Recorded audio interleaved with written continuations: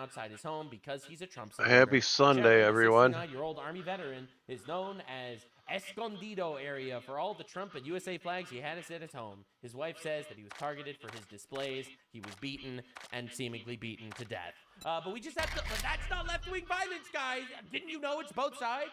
Are you not familiar with how it's both sides? He said a thing, and now the left kills him, and all the left they'll all celebrate this too. All right, it's not like when you have some deranged, retarded right-wing guy committing violence, and all the right comes together to condemn it immediately. Here you have like the whole left supporting this shit. They love that. And now Donald Trump had a very busy day, making a Hey, peace deal what's with up, Iran, man? people trying to kill him, people trying to How's your assassinate his daughter, Sunday all that sort going? of stuff. I guess that's just life if you're the Donald. All right, while I very much wanted to see my Yes, son yes, it Don is. Jr. and the newest member of the I'm Trump family, his soon-to-be wife, Bettina, I'm circumstances going back related to into the government of 7 days to 150 die states of today. America do not allow Hang me on, to I'm do gonna get so, up and get have another made it more Red Bull important for me because that I you know I'm remain in probably gonna Washington, need it. D.C. at the White House during this important period of time. Congrats to Don and Bettina, President Donald J. Trump. And honestly, makes a lot of sense. If I was Donald, people tried to assassinate him and his daughter, and he's in the middle of a peace deal with Iran, and people are trying to assassinate him all over the place. I get it. Bro's a busy man. And this also is going to be my excuse moving forward whenever I can't attend family gatherings. I could just be like, unfortunately, my love for the United States is too important for me to attend. I'm going to try that one. We'll see how that works. Now, of course, we got these guys. Missing your son's wedding to attend a staged assassination attempt is crazy work. It's crazy work. Can you please deport Mr. Hakimian over here? Can we get these people out of here? We gotta Why get are these all my people out of towns here, bunched man. up at the We south can't tolerate like this that? shit, man. It's crazy. I don't They just fucking they like just that. really want someone to kill the But I president. do like They how just these points desperately of want interest someone to out do here in it. the woods like And they're that, so though. like upfront about it. I guess Where, I could what are you appreciate doing, buddy? their honesty Where that you they go, want someone to kill the buddy? president, but that's pretty fucked up. Now, in breaking news in Here, this I circle, got before we your. get to the Iran stuff, Tulsi Gabbard is stepping down. What are you For the mad at me? record, I actually am kind of happy about Okay, that. here you go. I'm not happy about the There you go. reasons for it, but I'm kind of happy it's happening all in all. I think she wasn't doing enough, in my personal Let me opinion. put this here I don't because try to I fist could bump see you electing want to get women. That's closer what to I me. say. I'm deeply grateful to There the you president. The go, president buddy. picked for me opportunity to I didn't lead mean the to director of disturb you by national getting up. as the director of national intelligence for the last year and a half. All Unfortunately, right, I guess she has I'm gonna missed go with her this map. representation. My husband Abraham was recently diagnosed with an extremely rare form of bone cancer. And honestly, I'm praying for this guy. I'm praying for Abraham. I really hope he can pull through, and I think it's really good of her to I'm step down debating for such whether a or horrible not reason. Honestly, it's heartbreaking. I should Absolutely give heartbreaking streaming one news, more and I month. hope it works out for the best for everybody. Now, of course, you don't hate the media enough. I Right? am So this is the close actual news. Tulsi Gabbard resigned her position to director of making national intelligence so partner. that she could support her husband, who was recently diagnosed with a rare form of bone cancer. All right, it's huge props to her for actually going ahead and doing this, and prayers for her whole family. But honestly, now this is how the media is if I covering do it. the Source: extra month and Tulsi don't make Gabbard partner, I resigns as fuck director of myself national intelligence after contradicting Trump on Iran war. financially. No, it's because her husband has So I don't know cancer. what to do. You vile fucks.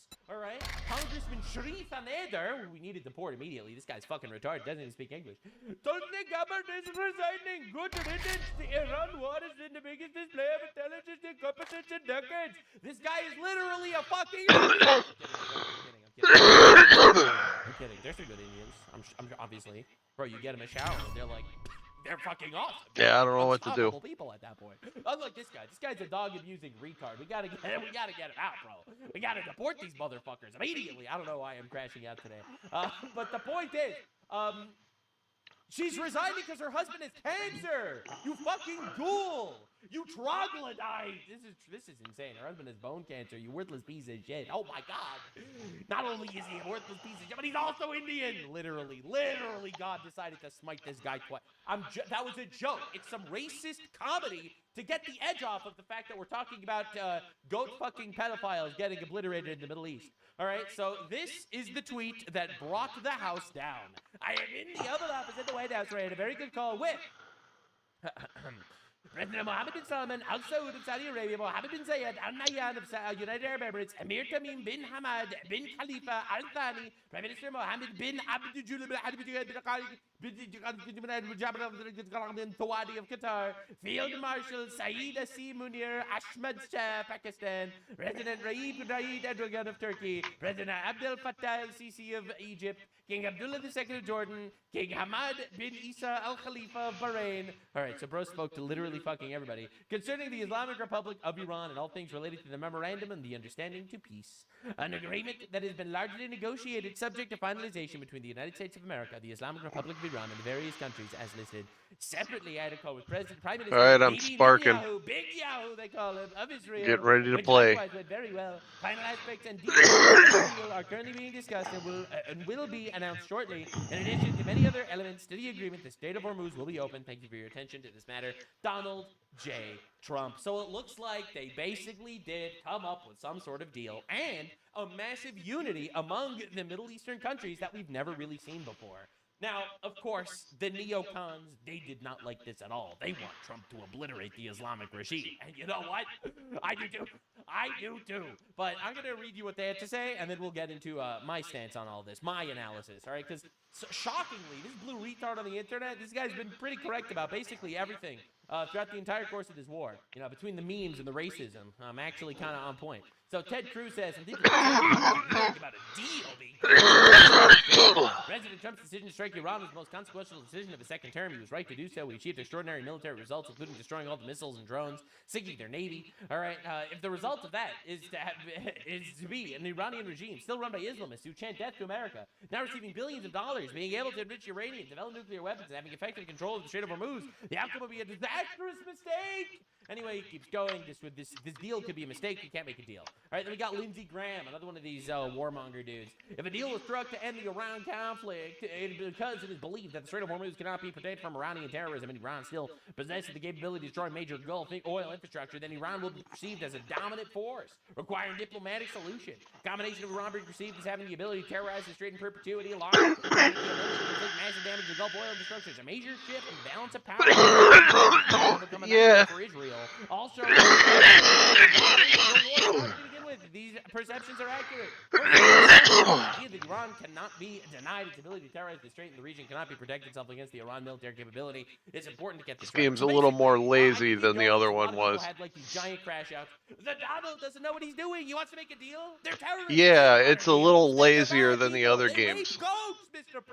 It shouldn't be as aggressive. And before I tell you my stance, I have to show I mean, you there's still be should be a good amount of zombies, but I shouldn't have to rush as much. Because I think all these people are really just crashing the fuck out. No one who has been stronger on this issue than President Trump. Okay. Multiple political leaders, multiple presidents of the United States have all said the same thing. Iran cannot have a nuclear weapon. The only one who's tried to do anything and has actually done anything about it in a real way has been President Trump. So his commitment to that principle that they'll never have a nuclear weapon shouldn't be questioned by anybody. And the idea that somehow this president, given everything he's already proven he's willing to do, is going to somehow agree to a deal that ultimately winds up putting Iran in a stronger position when it comes to nuclear ambitions is absurd. That's just not going to happen. But our preference is to address this through a diplomatic means. And that's what we're endeavoring to do here. I think we've made some progress. I'm always cautious when I say that because you can agree to things on paper, they actually have to be implemented. You agree to things on paper, and you actually have to go out and do it. I think personally, they should be forced to release an apology video before the deal.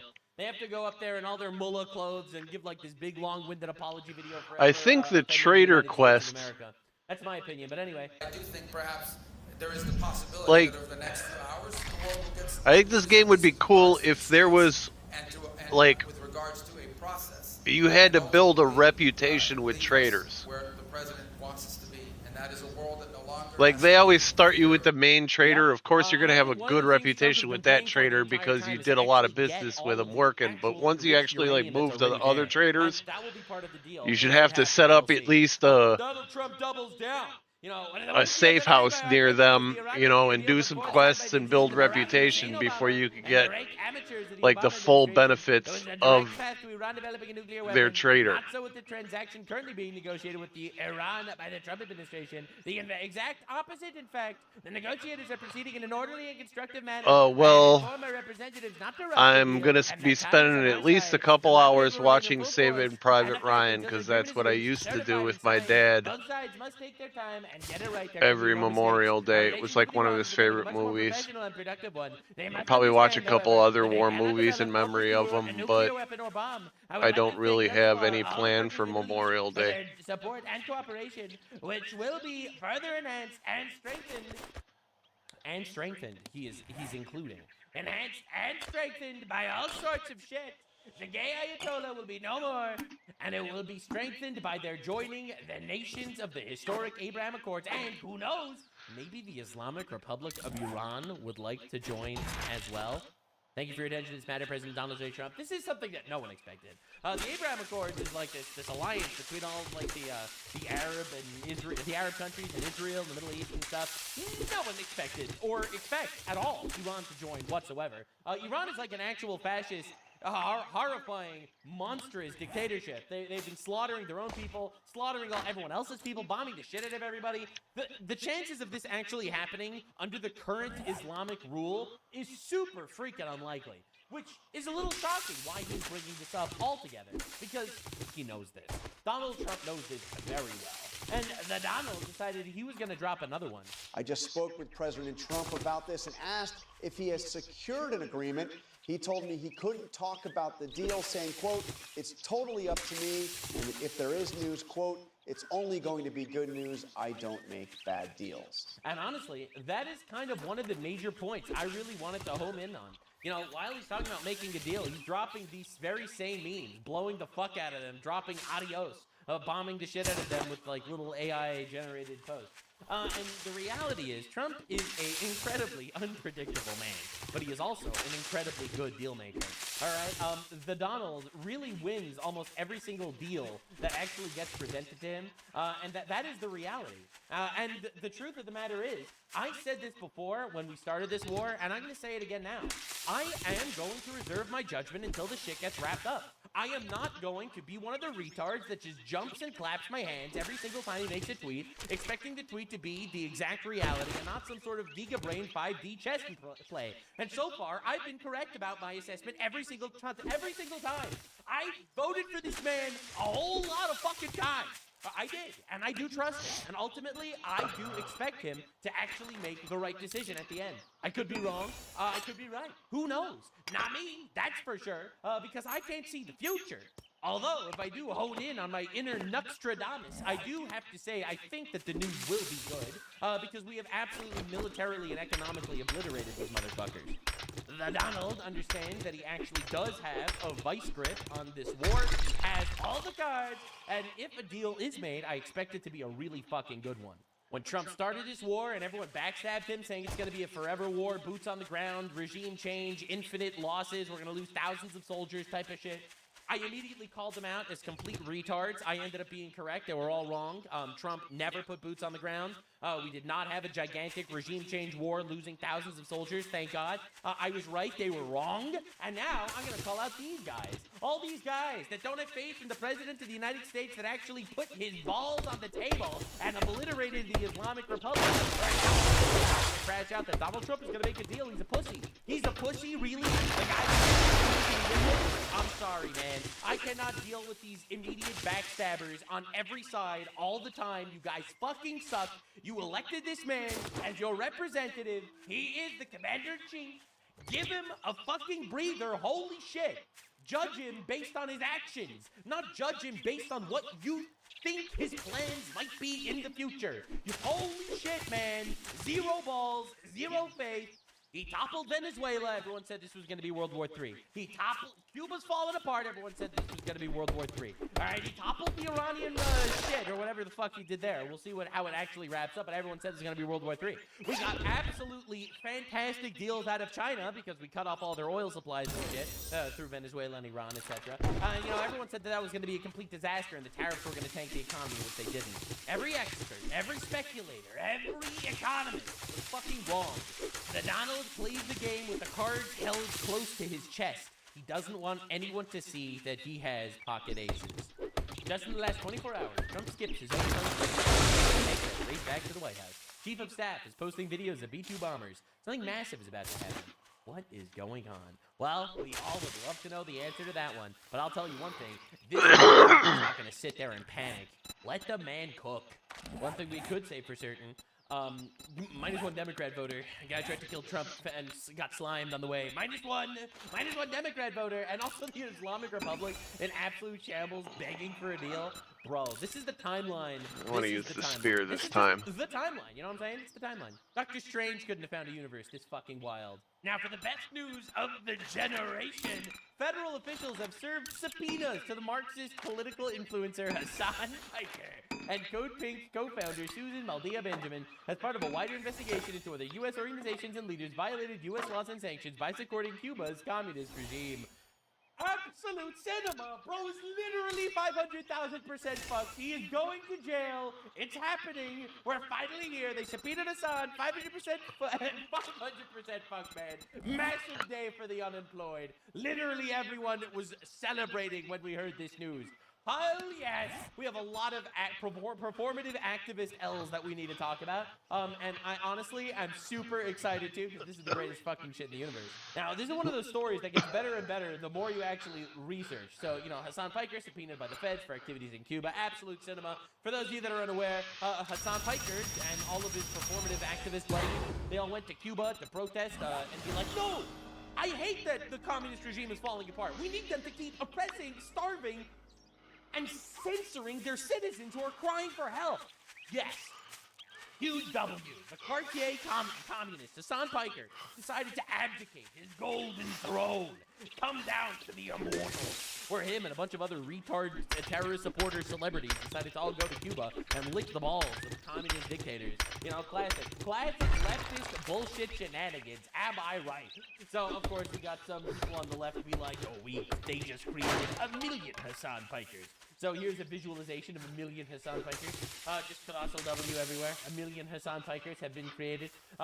Truly fantastic stuff. Now, Hassan Piker is wondering, why are all the people coming after him now? He was literally such a good guy, and all of a sudden everyone's coming to destroy him. Well, this is literally from his stream yesterday, and I'm not even kidding you. It's the most quintessential Hassan Piker response you might ever see in your life. Because I do want to fucking do this, if given the option. I would love to fucking duke it out on Israeli television. Oh my god. Not that Tucker Carlson gives a shit. Bro, by the way, I mean, look. They're ready. Speaking of like... I just wanted to show you the context to show you the level of that this following clip is about to be. I might have more name recognition in Israel than I do in America at this point. I'm not... They're busy killing terrorists. They've been joking when I say this. Like, look, this is from the Times of Israel. Chris Rabb won, Pennsylvania 3rd. Times of Israel's article title is Anti-Israel Democrat backed by AOC and Hassan Piker wins nomination for U.S. House in Pennsylvania. Bro, Kayagate happened on October 7th. People realized he was electrocuting his dog. You know, because he's a dog abusing piece of shit. You know, classic. You know, it's a funny coincidence that, like, on the one side he supports rapist, pedophile, terrorists. Then on the other side he also abuses little animals. You know, it's pretty interesting. All the bad traits. It was in the Israeli news. That's right. They covered it on Israeli news. Yeah. On Israeli news, they were making fun of you for electrocuting your dog. Based Israeli news. On October 7th. Not October 7th, 2023, of course, but October 7th, 2025. Think about it. 2 years after Hamas terror attack. Yeah. Up that. Okay, I'm thinking.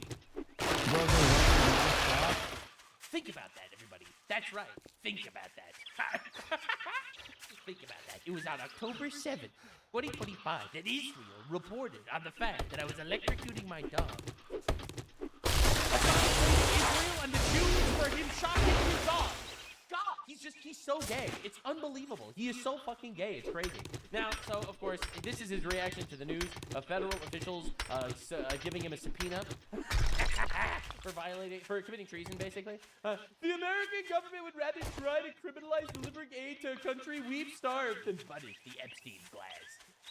Oh my god. First of all, anyone that says the term Epstein class is probably retarded.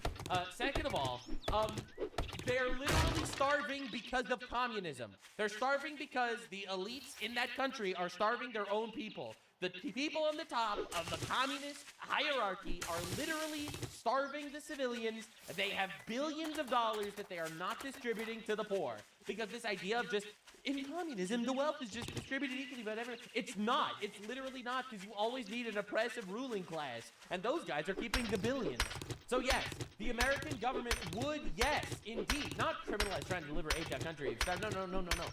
They're trying to criminalize American citizens committing acts of treason, aiding and abetting rival and adversarial communist regimes that we are basically at war with. All right? Then punish the Epstein class. Motherfucker, you are the Epstein class. You are the Epstein class, dude. This is the guy that went to a brothel in Germany that was raided for sex trafficking children, okay? Okay, all right, let's be real here. This guy went to Diddy parties. All right, so yeah, this is just an image of Hassan Piker, saving Cuba. Anyway, Rep. Anna Paulina Luna, I have confirmed that this is true, and there are receipts. We are aware of multiple foreign influencer campaigns that are actively tracking both these intermediary companies receiving these funds as a pass-through of the influencers who are failing to disclose their compensation. We need far stricter disclosure laws for foreign influencer marketing ops. Dude, Hassan Piker is so fucked, it's crazy. Also, new collar patch notes. So the old collar was +2 shock damage. The current one is 3 fire damage. As you can see, they replaced the collar with this big, ominous, red fucking button. A federal official subpoenaed political streamer Hassan Piker. Hey, Hassan. The reason why I wanted to show this to you is not only are people that don't like getting assassinated by Muslims, like me, I'm not a fan of getting assassinated by Muslims, personally. I'm super happy about this, because he supports the Muslim terrorists that all want me dead. But also, Colossal W, the liberals, like the center-left liberals, they're also fucking celebrating that Hassan Piker is going to roach hell. But they would do the exact same thing. Democrats, if they were in charge right now, would be doing 100% the exact same thing. 1-to-1. Yeah. Make no fucking mistake. Anyone who tries to tell you that Kamala Harris would be different is a fucking delusional moron. That's do not. Right. Hassan Piker refused to endorse Kamala Harris because he wanted someone even more far left. I guess I'm gonna have to pay you now that you did it. The libtards are eating him alive. This is literally absolute cinema. It's just the greatest thing ever. Now, for those of you unaware, we are currently engaged in some form of warfare with Cuba.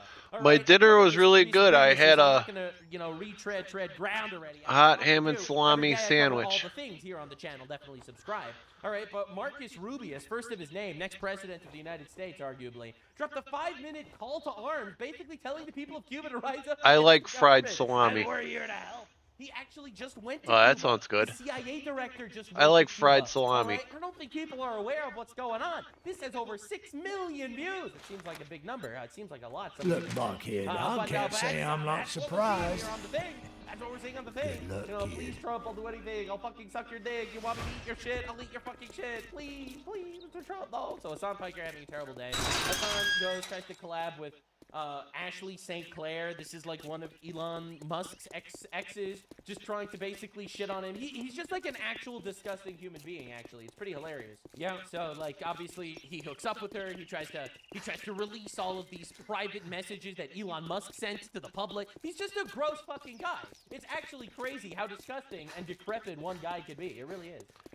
So AT&T is working with this guy, Burnt Peanut. He's like a big streamer. Hassan Piker crashes out because Burnt Peanut doesn't want to have anything to do with a dog shocking terrorist supporter. I'm reminded of when AT&T blacklisted me for participating in events they sponsored due to my Palestine Act advocacy. Palestine advocacy means support of terrorists raping, brutalizing, and murdering Jews. I hope you understand. He had literal Houthi terrorists on his stream. All right, just understand Palestine advocacy means advocating for the rape and murder of Jews and abduction. Just trying to put this into perspective what Palestine activism actually means these days. Calling it Palestine activism won't change what you defended. This is a quote as shown on CNN. I'm telling you, man, the libtards are eating each other. It doesn't matter if fucking rapes happened on October 7th. Like, that doesn't change the dynamic for me. The Palestinian resistance is not perfect. This is Hassan Piker's advocacy for Hamas terrorists to rape as many Jews as they can, because look, it doesn't change the dynamic for him even one bit. Pretty awesome, and this is just apparently a Palestine advocacy, the advocacy for Palestinians to rape as many Jews as they want. What do we want? You expect them to not rape? Please, please. That's what Mohammed would have done. We love it when Palestinians rape Jews. You want them to go against their teaching? You are so Islamophobic that you don't want Muslims to take Jewish sex slaves. Oh, shit. Islamophobia off the charts. Now, the crazy thing is, in Fox News' actual subpoena, you know, in their article, they talk about how Hassan Piker was subpoenaed by the United States government. Fox News did this. Fox News Digital recently observed Piker outside his Los Angeles home escorting his dog Kaya outside the house for a bathroom break early one morning. It Kaya, does sound good. That is a mix of Tibetan Mastiff, Chow Chow, and St. Bernard, has been beloved subject of an online campaign dubbed Free Kaya over allegations. I miss having a spoker. That transmits painful stimuli as part of behavior. I miss having a yard. I hate living in an apartment. He stood over Kaya and gestured with a finger for her to return to the house. After relieving herself later, Kaya was observed being walked and driven by a woman leaving Piker's home. The fact that we got an entire Free Kaya paragraph, all right, about how this terrorist-supporting motherfucker also shocks his dog is just absolute cinema. This is la crème de la crème. This is the cherry on top, man. From the front door to the tree, Kaya will be free.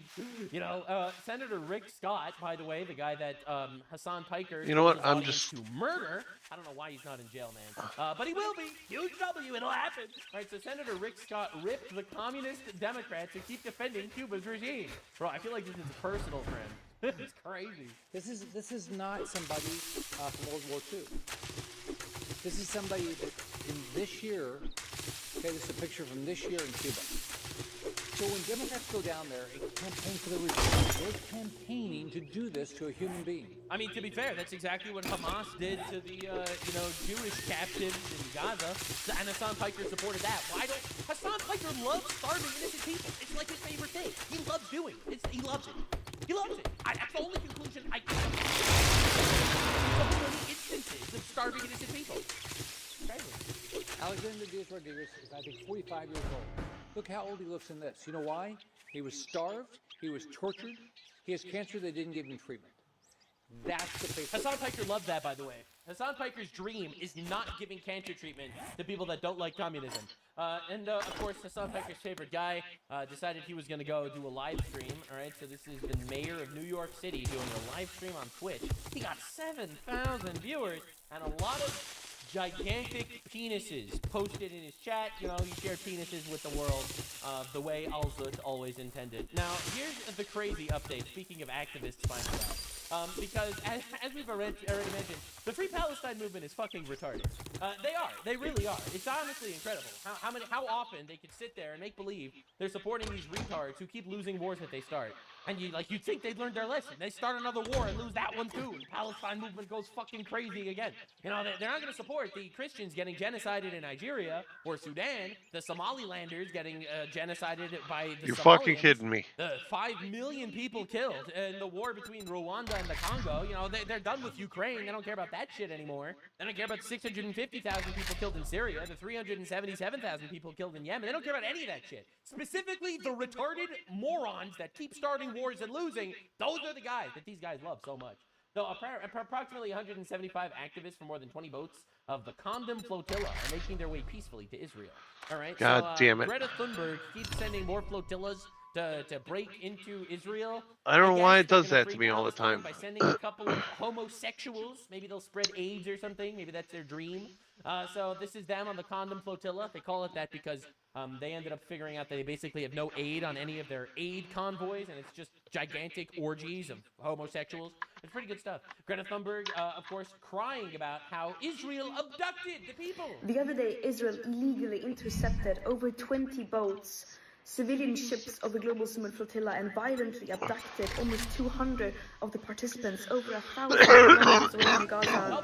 Let's go. The majority of these were released and dropped off in Crete after... They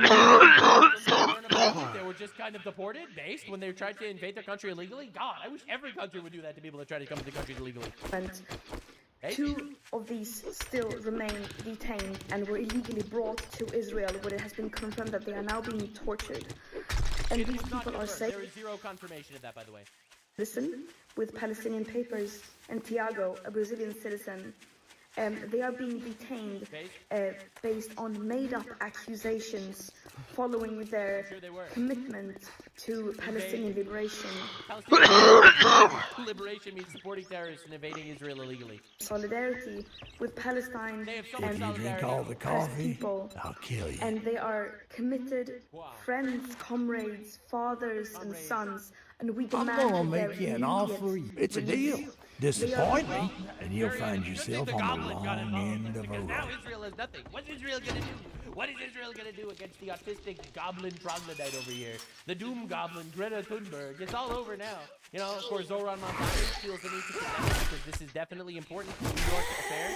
Last night, Israeli forces intercepted and boarded a humanitarian aid flotilla banned for Gaza in international waters off the coast of Greece, unlawfully detaining 175 people. Actually, it's totally lawful. They were trying to invade a blockade.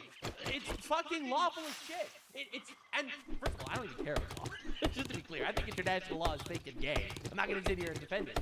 But even under the fake and gay international law, it's completely lawful to stop people from invading your country and breaking your blockade illegally. Yeah, you don't want them to actually be supplying aid to terrorists, I guess, but it's a brazen violation of international law, which it isn't. And it's also, what the fuck, this is in New York! Alright, so of course this is how the flotilla members were liberating the Palestinians, as you can see, by doing sexy dances. I mean, this would get you executed in Gaza, but hey, you never know. Now, these are the people from the Gaza flotilla. As you can see, this is footage of them being raped by Israeli rape dogs. Yeah.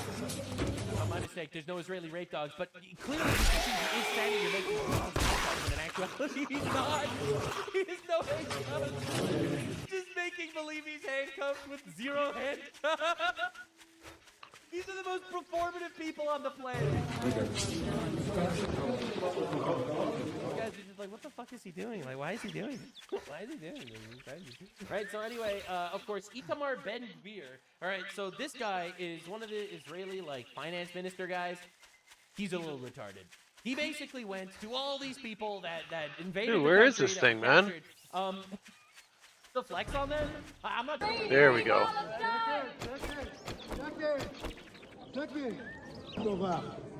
This guy over here.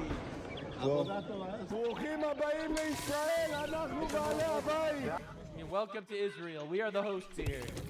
Yeah.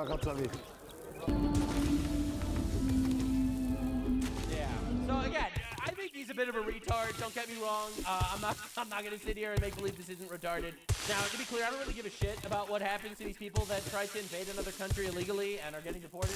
But at the same time, what the fuck is this whole circus shit? Now, of course, the world crashed out. Maloney, who is freaking out that Ben-Gvir went and he flexed on the people that invaded their country illegally and are getting deported. So she crashed out about this. She's the leader of Italy. All right. The images of the Israeli minister Ben-Gvir are unacceptable. It is inadmissible that these demonstrators that invaded another country illegally, including many Italian citizens, are subject to deceit and violate human dignity. What? What, that he made them kneel? Are you serious? The Italian government is immediately taking the highest institutional levels all necessary steps to secure the immediate release of the Italian citizens involved. Italy further demands an apology. All right. And they got their apology. Pedro Sanchez from Spain. The images of the Israeli minister Ben-Gvir humiliating members of the international flotilla in support of Gaza are unacceptable. Okay. Okay. We will not tolerate anyone treating our citizens that invaded another country illegally. In September, I announced the ban of the national territory for this member of the Israeli government. I mean, to be fair, I think Ben-Gvir is retarded, so I'm not going to sit here and make believe he's not. But the craziest thing is, while he is out there, Pedro Sanchez, screaming about Israel, all right, screaming about how America is doing war crimes, how Israel is evil and abducting people that are invading their country or something. This is the riots or protests rather, on the streets of Spain, calling for the deposition and removal of this tyrant, this communist motherfucker. Tens of thousands on the streets demanding the resignation of socialist left-wing PM Pedro Sanchez that betrayed his people. You know, this is right after the UK. People are really tired of this bullshit. Because this stuff sucks, man. These people suck. They're 500,000 Syrians and just poof, decided to give them citizenship so that they could vote in elections. And wow, he won! Wow! So again, people are really tired of this. You know? I love the internet, man. Anti-government protests erupted in Spain as crowds in Madrid demand Prime Minister Pedro Sanchez resign. Can you guess who's behind the protest? Yes, your guess is as good as mine. Israel must be manipulating tens of thousands of Spanish patriots to stand up against communism. It must be the Jews! Bro, there is a level of brain rot here that is just absolutely cinema. All right, so activists from the Provocation Flotilla are seen hugging after being transferred to Israeli vessels. So far, no aid has been found on the boat. They didn't even find aid on the aid convoy. But this was the real twist. All right, so Spanish flotilla activists, they arrived in Bilbao Airport. Good morning, in Spain, Craig. and Here they were, you go. You know, Don't doing spend whatever it all the in one protesters place. normally do. So this is in Spain, all right, after they were deported, and they're trying to block doorways and shit. And the Spanish police beat the fuck out of them. Oh my god. Wow, turns out these guys fucking suck, huh? Wow. You know the drill, asshole. Oh my god, they're just so tired of it. Look at this bitch tower and hide. All right, so the Israeli Foreign Ministry is sitting there. I don't know what they're fucking smoking. The flotilla anarchists are driving the Spanish police crazy. It's just the Spanish police beating the shit out of these fucking retard flotilla people. You know, it's a miracle. Thank God the flotilla Thank you anarchists very were much, recovered and against now those you guys. can All right, go so fuck this is yourself. one of the people that was on the flotilla, and she did an interview with like CNN talking about how she was going to rescue Palestine, and she was stopped and injured by the genocidal Israeli entity. And anyway, this was her after getting deported. Yeah, she was like making believe she was paralyzed from the neck down over here in a hospital bed for her little interview to talk about how she was brutalized because this is all for the sake of advocacy for the 67 IQ Palestinian inbreds that keep starting wars and losing. It's so important. All right, and of course, obviously it was all fake. Obviously, none of these people actually... Miracles happen! Wow! This is a young German activist trying so hard to fight for Palestine. For me, it's hard because I know how they... كان الأمر صعبا علي لأن She knows how they suffer as it gets released on CNN Turkey. For some reason, that's a thing that exists. Oh no! Anyway, this is her after arriving after getting deported, I think to Spain or Germany or where the fuck, and she's fine.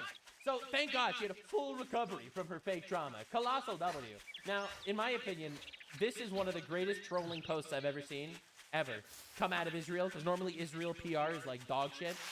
So the flotilla activists ended up getting deported to Spain, and the Spanish police beat the fuck out of them. Just colossal W, Spanish police. And Israel did this. We demand an explanation from the Spanish government regarding its treatment of the flotilla anarchists. Absolute fucking cinema. Absolute cinema. Just to understand, all right? We got Pedro Sanchez, like the Prime Minister of Spain, releasing like big condemnations for after the flotilla people tried to invade Israel illegally. They were abducted, quote unquote, and deported in full perfect health. They end up getting deported to Spain, and the Spanish police beat the shit out of them. Then we have Israel demanding an explanation from the Spanish government regarding its treatment of the flotilla anarchists. All right, just understand what we're dealing with here. This is one of the flotilla people. Thank you, because you're also holding the Iran flag for us. That's right. It's these absolute anti-West retards, these liberal cucks that are protesting for Iran and for Palestine. Two people that have notoriously always been overwhelmingly peaceful. Now, I have fantastic news for everyone that's on part of these protests. If you're watching this video and you're still unsure about what to think about these poor protesters that tried to invade another country illegally and got deported, I have fantastic news. Great news, everyone. It turns out the person, Karim Khan, the guy who was in charge of the International Criminal Court that was talking about genocide for the last 3 years in Gaza, breaking news, he actually apologized and said that he found no evidence of any genocide. Structure. You're not ruling out that there could be a warrant in the future? Everything is a function of evidence. I will not move. It would be a reckless and You're saying in imprudent the past 3 prosecutor. years there hasn't been evidence of genocide? It would be a reckless prosecutor to move simply because of clamour. You move based upon evidence. And if you read that 20th of May application, and if you also read the panel report, they also talk about ongoing investigations and applications. And more than that, I simply can't say. But the suffering in that situation is immense. The investigation is not closed and it continues. and the court, the men and women of the office continue to work, and we will not blink or be So deterred. genocide is not off limits. You haven't ruled it No out. crime. No, please, don't put it off limits. Maybe you'll change your mind about it, genocide later. We need this to be a genocide. Please. And Oh, maybe you we bastard. get the Israelis to kill some more Palestinians so we can make it a genocide. Wink. Right? They've always been standing on the corpses of these people and these children that have horribly, unfortunately, been killed over the course of this war that they started. All right? Honestly, it's tragic that these children are dead, and they died because the retards decided to start a war and refuse to end it and use human shields and fire missiles from hospitals and missiles from not just universities, but nurseries. But again, terrorists, Islamists, radical motherfuckers.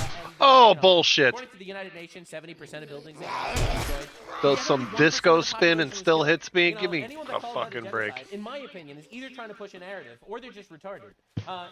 Franklin fakes an injury. Why is this guy so hard to kill? That's basically where we're at these days. Every single one of these stupid, dumb fucks. Oh, you're LARPing too close to the sun and getting absolutely obliterated. Absolute cinema highlight of the day. Can I have a minute to like eat and drink for a sec here? Finding out happening that is just absolute cinema to look at. So JD Just Dance Vance dropped a nuke in the White House press room. You read the things about Ilhan Omar and about, who she married and whether she didn't marry this person or that person. It certainly seems like something fishy is there, but everybody's entitled to equal justice under the laws. So we're going to investigate it. We're going to take a look at it. If we think that there's a crime, we're going to prosecute that crime. I want someone to run for president on the ticket of we will not be having any dual citizens in Congress, no foreign-born people in government. We will be deporting anti-American filth. All right, that's my dream. That's what I want the most. That's what I want the most. Our country is a Christian nation. It's based on biblical values.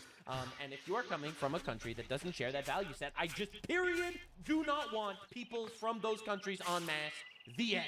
All right? I really don't. I don't want them to come in with enough numbers from any country that does not come from biblical values that they could create their own little subcultures in our society. All right? I have become so radicalized on this, it's insane. Nothing good comes from it. Now, the crazy update is, Minneapolis daycare owner featured in Nick Shirley's video, Fahima Muhammad, fabled Hassan Piker viewer and dog torture, probably, who knows? That's just, I'm making that up, but it's just statistically very possible. Charged with wire fraud and conspiracy for allegedly stealing over $4.6 million through false claims.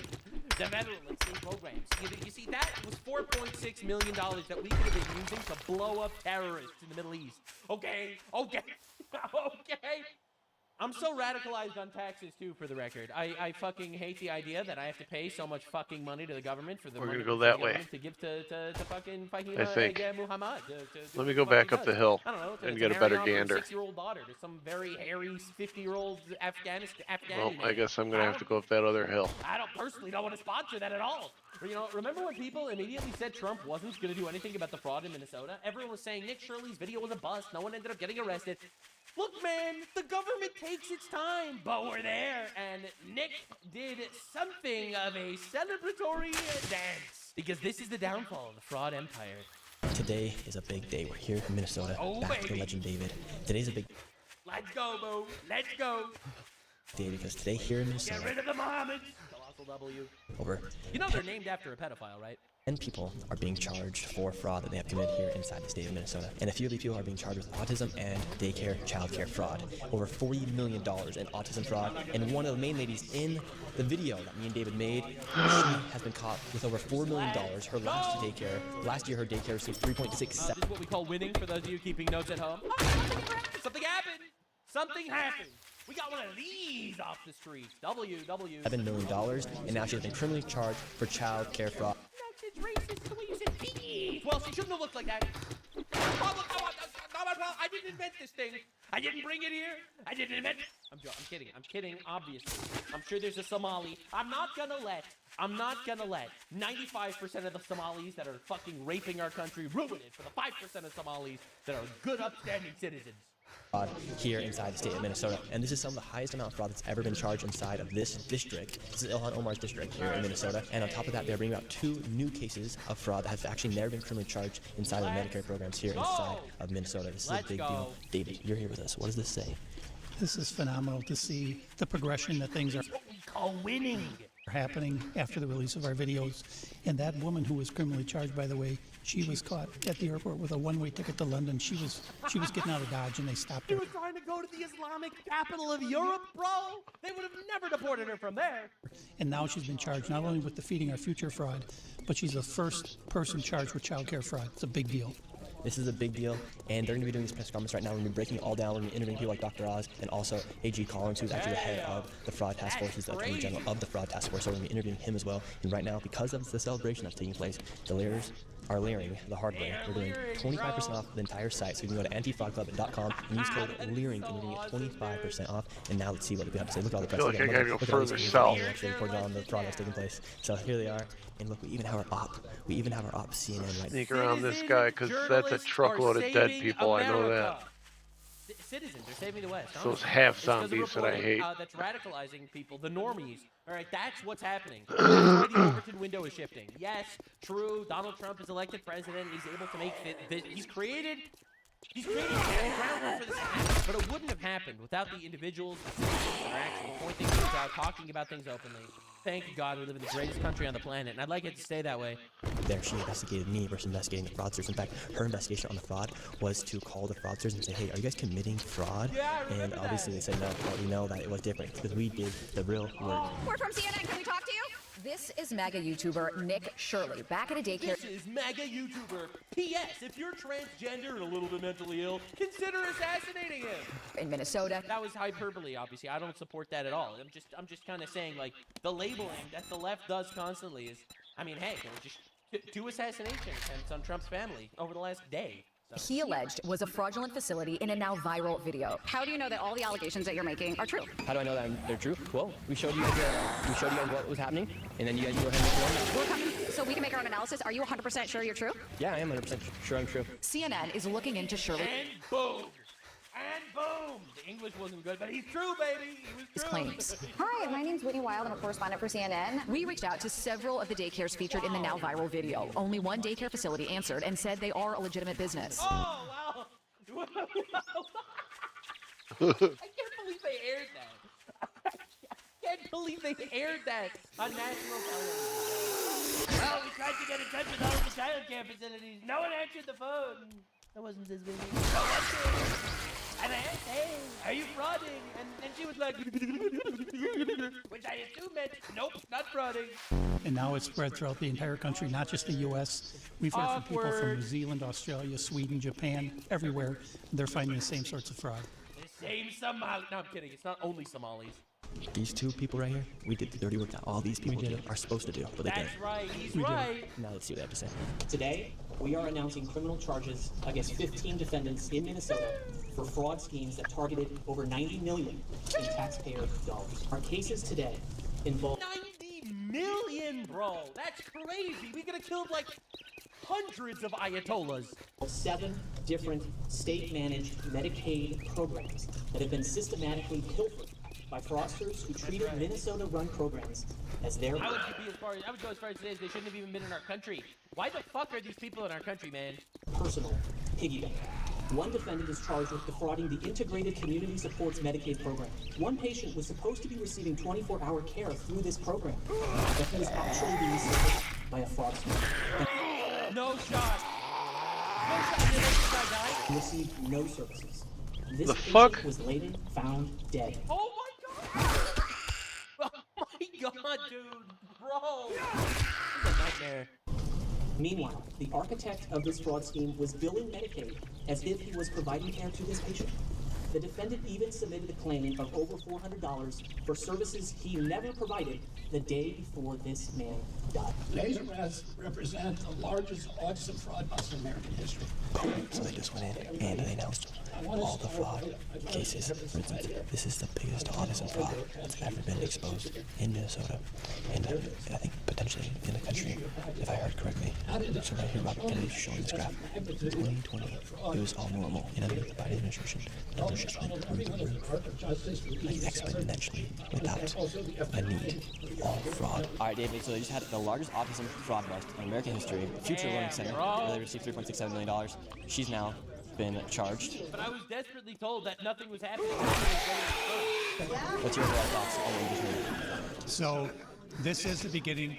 No, by the way, there was a YouTuber guy, I don't remember who. He made like a 2-hour-long video on me, basically saying that I believed Nick Shirley, so I am also stupid. Oh, who's stupid now? You believe Nick Shirley, you're falling for slop. Oh, really? You know who else fell for slop? The prosecutors, I guess. Like I've always contended, when the dust settles on this fraud in Minnesota is going to be $80 billion going back to about 1988. And the speed with which these investigations are occurring is unprecedented. I'm shocked at how quickly they're making these arrests, and they're going to find the money, and the fraudsters are running scared. There was literally a fraudster who they went to go arrest this morning who jumped out of a 4-story building to escape. Yeah, it looked like he broke his ankle or his leg because he was hobbling. So, Jarvis, at Grok, is that a straight white Christian male doing the fraud at Grok? Jarvis, analyze. Is it a Zionist? Jarvis, you understand the religion of this man? and that's exactly what he deserves. Mohammed Omar. Last name was Omar. Mohammed Omar. That's literally the greatest name ever. What a coincidence. That is literally the greatest name ever. To Dr. Oz, we just had a press conference. The largest autism fraud in American history took place here inside of Minnesota. And there's a bunch of other fraud as well. One of the Lears as well was charged as well. What does this say about how the fraud was able to happen, and then what you guys are doing now to make sure that it does not continue to happen? When you have fraud of this magnitude, you can't play man-to-man. You need zone defense, which means an all-of-government approach. So when President Trump said, we're creating a White House anti-fraud task force and puts the vice president in charge of it, everybody listens. So if I get called and I've got a little data that shows that there's something fishy going on with autism billing, which has gone from a few million to $400 million, which literally happened, I noticed that, but I got to do something with it. So I can call, for example, the Department of Justice or the FBI or the Office of Inspector General, and I can get folks, boots on the ground, to go start knocking on doors like you did, by the way. Deputized because you're identifying clues that this was legitimate fraud happening, not just transparency in numbers. And then you have Treasury involved because they can do forensic accounting and say, you know what, these lowlifes are stealing money. They're bad. But what about the folks above them? The people who create the shell companies that hide the funds, they take it overseas, fund terrorist organizations. Who knows? You don't actually know the answer to these questions because you don't know where the money's going. But people who are sophisticated enough to defraud this government are often not from America. They're often foreign criminal organizations or even foreign governments. And that's why beginning to identify how the fraud happens is so important to us, because these guys, they've corrupted the system. They know how to take money out of the U.S. healthcare programs out there. We cannot, as Americans who love these programs and our fellow lucky Americans, book. let them be hurt by this. How central are these programs actually? Because I mean, think about how much money was gone to fraudsters. How did it go on for so long where people were able to steal, or where the budgets were able to go up by 1,000% when the enrollments didn't even go up? That happened. So, I know these are very important, but how? Well, I'll tell you my theory. It's because there were corrupt government officials involved that were skimming off the top. I doubt he's going to be able to say that, but I think it's really obvious that someone was turning a blind eye to the shit. Does that happen where there was these huge increases in the budgets and these fraudsters were literally just looting? Nick, in our culture, when I look you in the eyes and I tell you to do something, you expect me to do it, and I hold you accountable as well. That's just who we are. During COVID, two major things happened. First, the government said, we're not going to keep track for a while because there's a national emergency, but that taught people they could steal. And then we began to get politically correct about the things we're saying, which is specifically what happened here in Minnesota, which I heard from Faye, a whistleblower Democrat serving in the Department of Health here, who said I was pointing out that there were problems happening, and not only were they not listening to me, they were scared. They didn't want to be accused as being racist. And then, once people realized they couldn't speak about the truth, well, then everything gets hit. This is what happens when they target communities for their own benefit. This is what happens when they scapegoat. And this is what happens when they no longer hide the idea of white supremacy. And so we witnessed... White supremacy is you don't like when Somalians rape you. Oh, you don't like getting raped by Somalians? Oh, you white supremacists, you! Combination, a confluence of catastrophes that has allowed overall Medicaid spending in the whole country to go up by 50% in the last 5-6 years. And we're seeing a fourfold increase in things like pharmaceutical spending. Again, those are programs you can defraud more readily. And let me give you a couple numbers, because I think this will actually, at some point, it gets almost entertaining that you get this bad.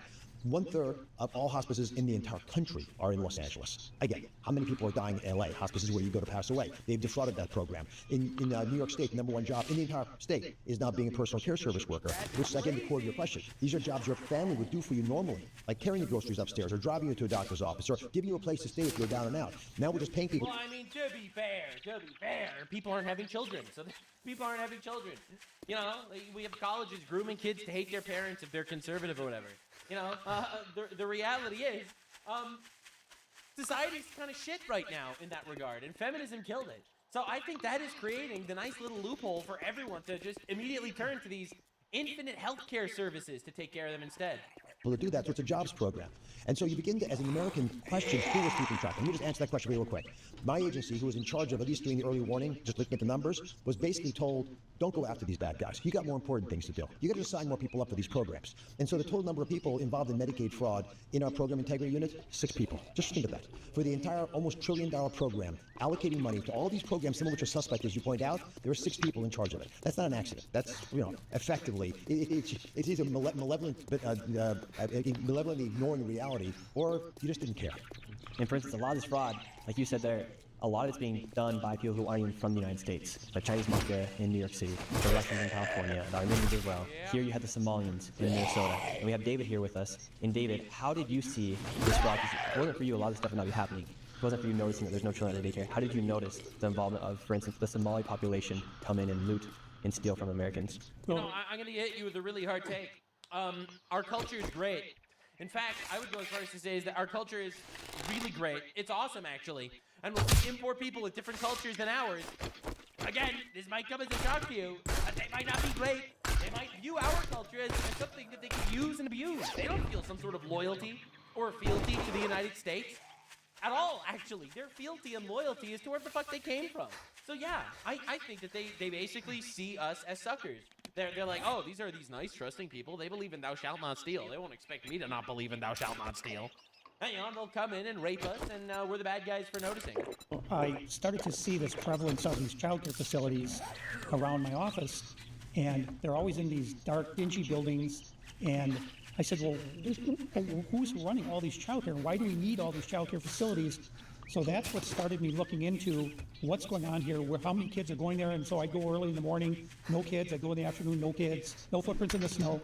So when I started looking at the ownership of the childcare facilities, I said they're all Somali. And so then I said, well, I'm seeing all these vans driving around, and it's a Somali driver, and there's never any passengers. So I started looking at that, and then I realized it was autism. And that's why I depicted it as a wheel of fraud with the non-emergency medical transportation as a hub, and then child care is a fraud, autism's a fraud, a scope of fraud on the wheel. And I realized this thing was so gigantic, it was like trying to wrestle with Grease Hippo. And I knew it wouldn't work if I tried to tackle the whole thing. So I had to pick a pressure point, and that pressure point was child care, because I knew people were going to be pissed when they saw what was going on with child care. And then we moved into the non-emergency medical transportation, and you can see the results now, and it spawned not just a nationwide, but a worldwide investigation by people like us into fraud. And do you think it's safe to say that the local government, Tim Walz, Ilhan Omar, Keith Ellison, they were complicit in allowing specifically the Somali population go through and commit this fraud because they knew they could then call out people for being a racist or Islamophobic? There's no question that was a culture, certainly within the department in charge of these programs, that stymied open talk. You were intimidated if you said anything that was even half a little bit deemed as politically incorrect. And the specific issue around racism, which I again heard from Faye, was the biggest insult that you could ever make is to call someone a racist. That's and right. I think the biggest insult is... And we're done with that. We are done. Culture over. Tired of this. You can just hit them simply back with, I don't care what you call me. Your boos mean nothing. I've seen what makes you cheer. That's right. I don't care if you call me racist. You know what you can't call me? A liar. That you're a liar and a cheat, and you're taking advantage of your government. And the fact that they lost their priorities on these issues, to me, is very concerning. It's one of the reasons that we've been actively looking at how to investigate these programs more effectively, and to protect the federal taxpayer, we've had to look at what's been submitted to us and defer in this state, in Minnesota, defer $350 million. But in California, which might be the varsity team, the amount of problems we saw there forced us to defer $1.34 billion. That's a lot of money. That's just for the quarter.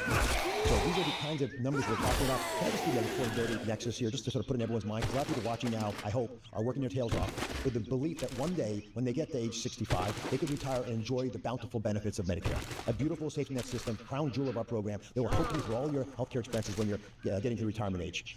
The life expectancy of that program is so short now that a lot of people your age, Nick, don't think it's going to be there for them. Do you have an opinion? Do you think Medicare will be there for you? At this rate, no. I mean, if we continue to get looted, unless you do something about it, we're not going to have it. Well, I'm going to make this commitment because I've run these numbers. If we can take out the fraud from Medicare, just the Medicare, not the whole $100 billion of fraud we think exists, but just in Medicare, we will double the life expectancy of the Medicare trust fund. That's the part of your paycheck that you pay every month or every week towards making sure that you have Medicare coverage for the country.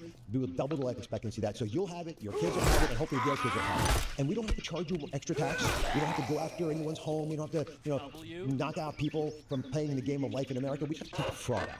That's our job. It's our duty. It's our responsibility. Awesome. Thank you so much, Dr. Ross. Now we're going to talk with Attorney McDonald about specifically what they found here in Minnesota. Thank you very much. The fraud here in Minnesota has been going on for so long, for so many years, and today, finally, these fraudsters are held accountable. What exactly Dude, and it's so crazy to me how it's because of citizen journalists that this happened. And it's just, I think this is such an obvious example of why. But you're a racist. You're a racist bigot. That entire nexus is just falling apart. We're seeing how dangerous it is to just create a label for someone to destroy them. All right, without actually attacking the arguments and just attacking the person. You know, we're completely done with that. That culture's over. Did you guys get these There's a today is dude way down there. 15 fraudsters here in what do they Minnesota. call the trader? They were defrauding 7 different programs, Medicaid programs, and also a child care funding program here in the state of Minnesota. Yeah. There's a range of charges Pokey in the for head. these defendants, including healthcare fraud, conspiracy to commit healthcare fraud, wire fraud, and other fraud charges. Most of these charges, they'll carry maximum sentences of 5 years up to 20 years. And as we heard earlier today, the architect of the Feeding Our Futures case was sentenced this morning for her role in defrauding USDA. She was sentenced to 41 years in prison for her conduct being the ringleader with that scheme. And so there's 50 people charged, a few What's going arrests. on here? One man jumped out of a 4-story building. Last name's Omar. Don't know if that's a coincidence or not with Ilhan, but he jumped out of a 4-story building. And now, can you kind of get into the specifics of, like, we know there's autism fraud, we know there's a child care fraud. What was the other fraud that these people were committing? So the fraud today was, it did involve autism. It involved in-home health services. To be fair, in our defense, it was really There you hard to go. tell That's who the was mountain autistic and who I'm wasn't. working on. I mean, these people with average IQ was 67. They're all inbred. We are dealing with inbred 67 IQ barbarians, man. And it was like, and then they say they have autism, and who am I? Who am I to say that it's not true? And then he jumped out of a 4-story building. And also the housing stabilization services program. So that involved helping place homeless into homes. The core of it involves home health services for the elderly or the disabled. And so you have folks who will start a business to then be capable of billing Medicaid. They have to go out. They have to actually find real people. They got to find real patients who actually need these services. They get them on their books, and then they fail to give them the actual services. But what do? They still send Medicaid the bill. And that's a scheme that we've seen here. We see it replicated across the country. We also brought charges in a child care center, in relation to a child care center today.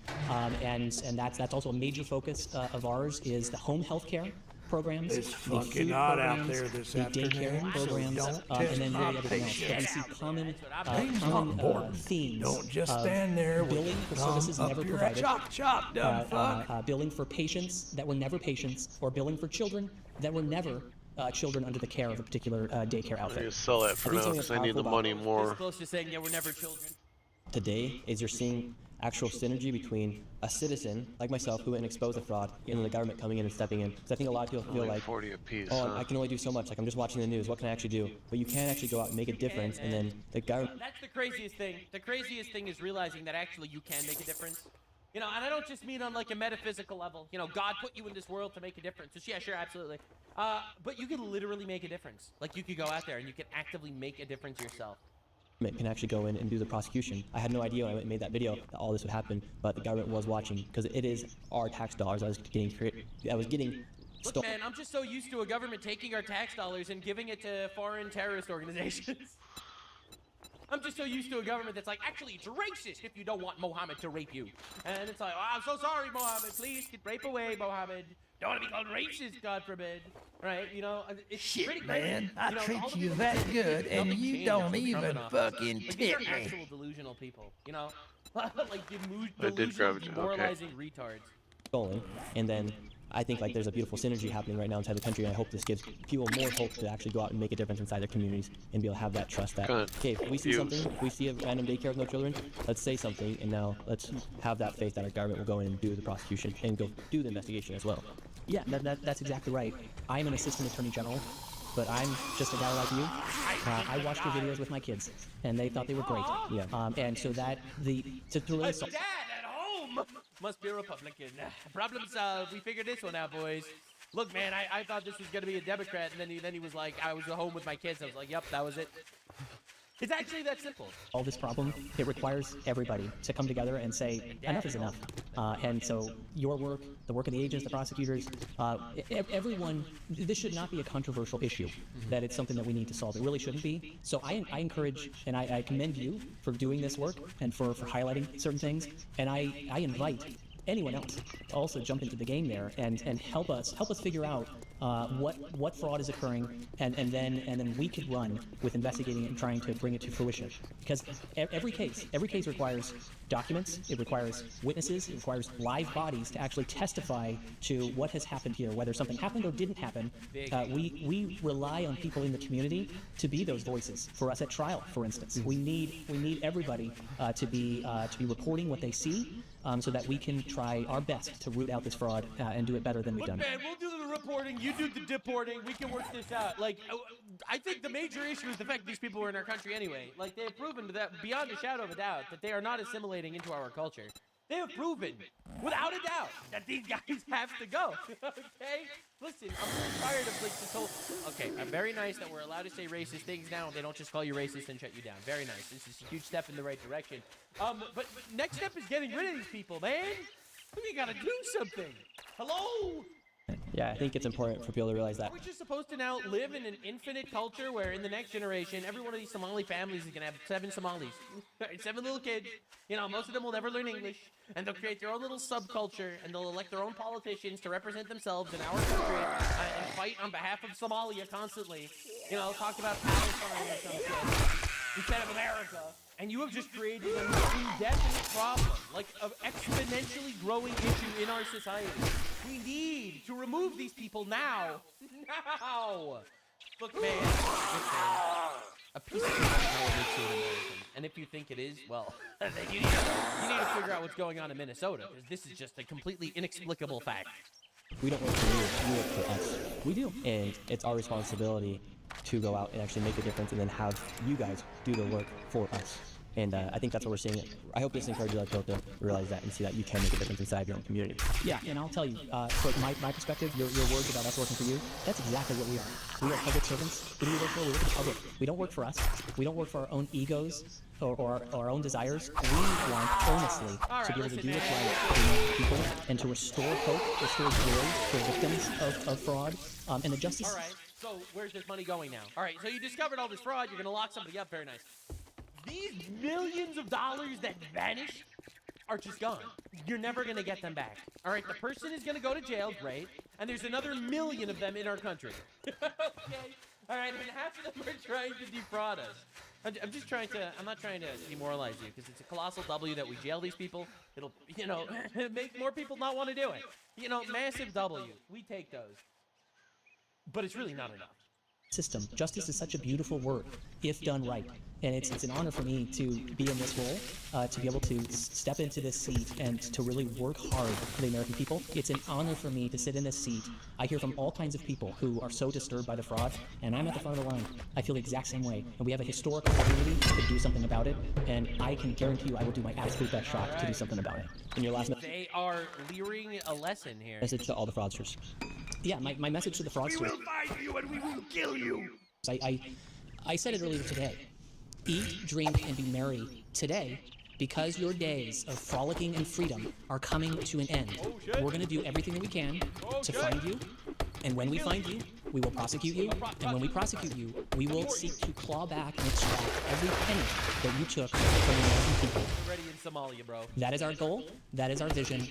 So if you're hearing this, you should. You will be using that money to fund abortion. And we're going to make you earn that money in Somalia. The solution to all this will just be like, all right, we can't trust the government with our money, and we'll all just stop paying taxes now. And if that means that we can't afford to pay Mohammed al-Baghdadi over there in fucking Somalia to Minnesota. Right there in that field. I just dropped it. And wouldn't that be a shame? Now, every single person that hates Trump is just having a bad day today. You know, they tried to assassinate him. Right over here. Trying to assassinate him. W. All right, they tried to assassinate his daughter. They went to jail. That was foiled. W. You know, Iran doesn't like Trump. Iran is having a terrible day right now. Complete economic ruin. They're on their hands and knees. This is where it's going to be. And now we have to talk about the Democrats hosting a No Bad Ideas Summit. Thomas Massey losing his mind. You know, go up against the big orange man. Right now. You try to like be all sneaky about it, and you don't try to face him head on. You just end up getting. That's no problem. I got to get a couple quests under my belt because I got to find food. I didn't like the town they started me in, so I was traveling around a lot looking for a new town. People in his district didn't vote for him now. Bro, no one is buying this, man. No, I'm starving. This is the epitome I ain't got any food. Leaving without grace. Like, this dude does not know how to take an L. You lost your election because more people voted for the other guy. That's why you lost the election. I cannot believe he's been crying about this for a week now. They really expect this guy to run for president? Oh my God, he got his district in Kentucky, man. I love how he's just completely bought into this whole ideology. Yeah, I'm hoping there was a lot of buildings in it, so it's a good town to start in. Threw me out. It's totally not because just more people voted for the other guy. Donald Trump told them totally not that. Totally not that. And you know, one of the most pro-Trump districts in all of America, in Kentucky's 4th district, they actually voted for the guy that Trump endorsed. That's impossible. It must be because the Epstein class is fighting against him. They don't waste any time. You know, so obviously people are calling it out. This is an old Thomas Massey tweet. Survivors at our press conference announced they are privately compiling their own Epstein list. They would be sued into homelessness for naming names. But Marjorie Taylor Greene, she's gone, and he's gone, are willing to name names in the House of Representatives under constitutional speech or debate. Crispy dude over here. And he didn't do fucking anything. Yep, that's right. He's the pedophile protector, I guess. What can I say? I guess Thomas Massey is just part of the Epstein class.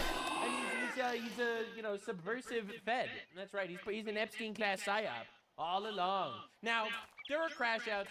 And there are crash outs. I want to show you the way the mind virus has raped this man. He went straight from Trump derangement syndrome, which, for the record, has a very low survival rate, to Israel derangement syndrome, which is fatal. All right? Thomas Massey. And Glock, is it true that Charlie Kirk's show is distributed by a registered foreign agent of Israel? Sorry, Glock, I can't find your answer to the replies. What's the connection between Israel and the syndicator of the Charlie Kirk show?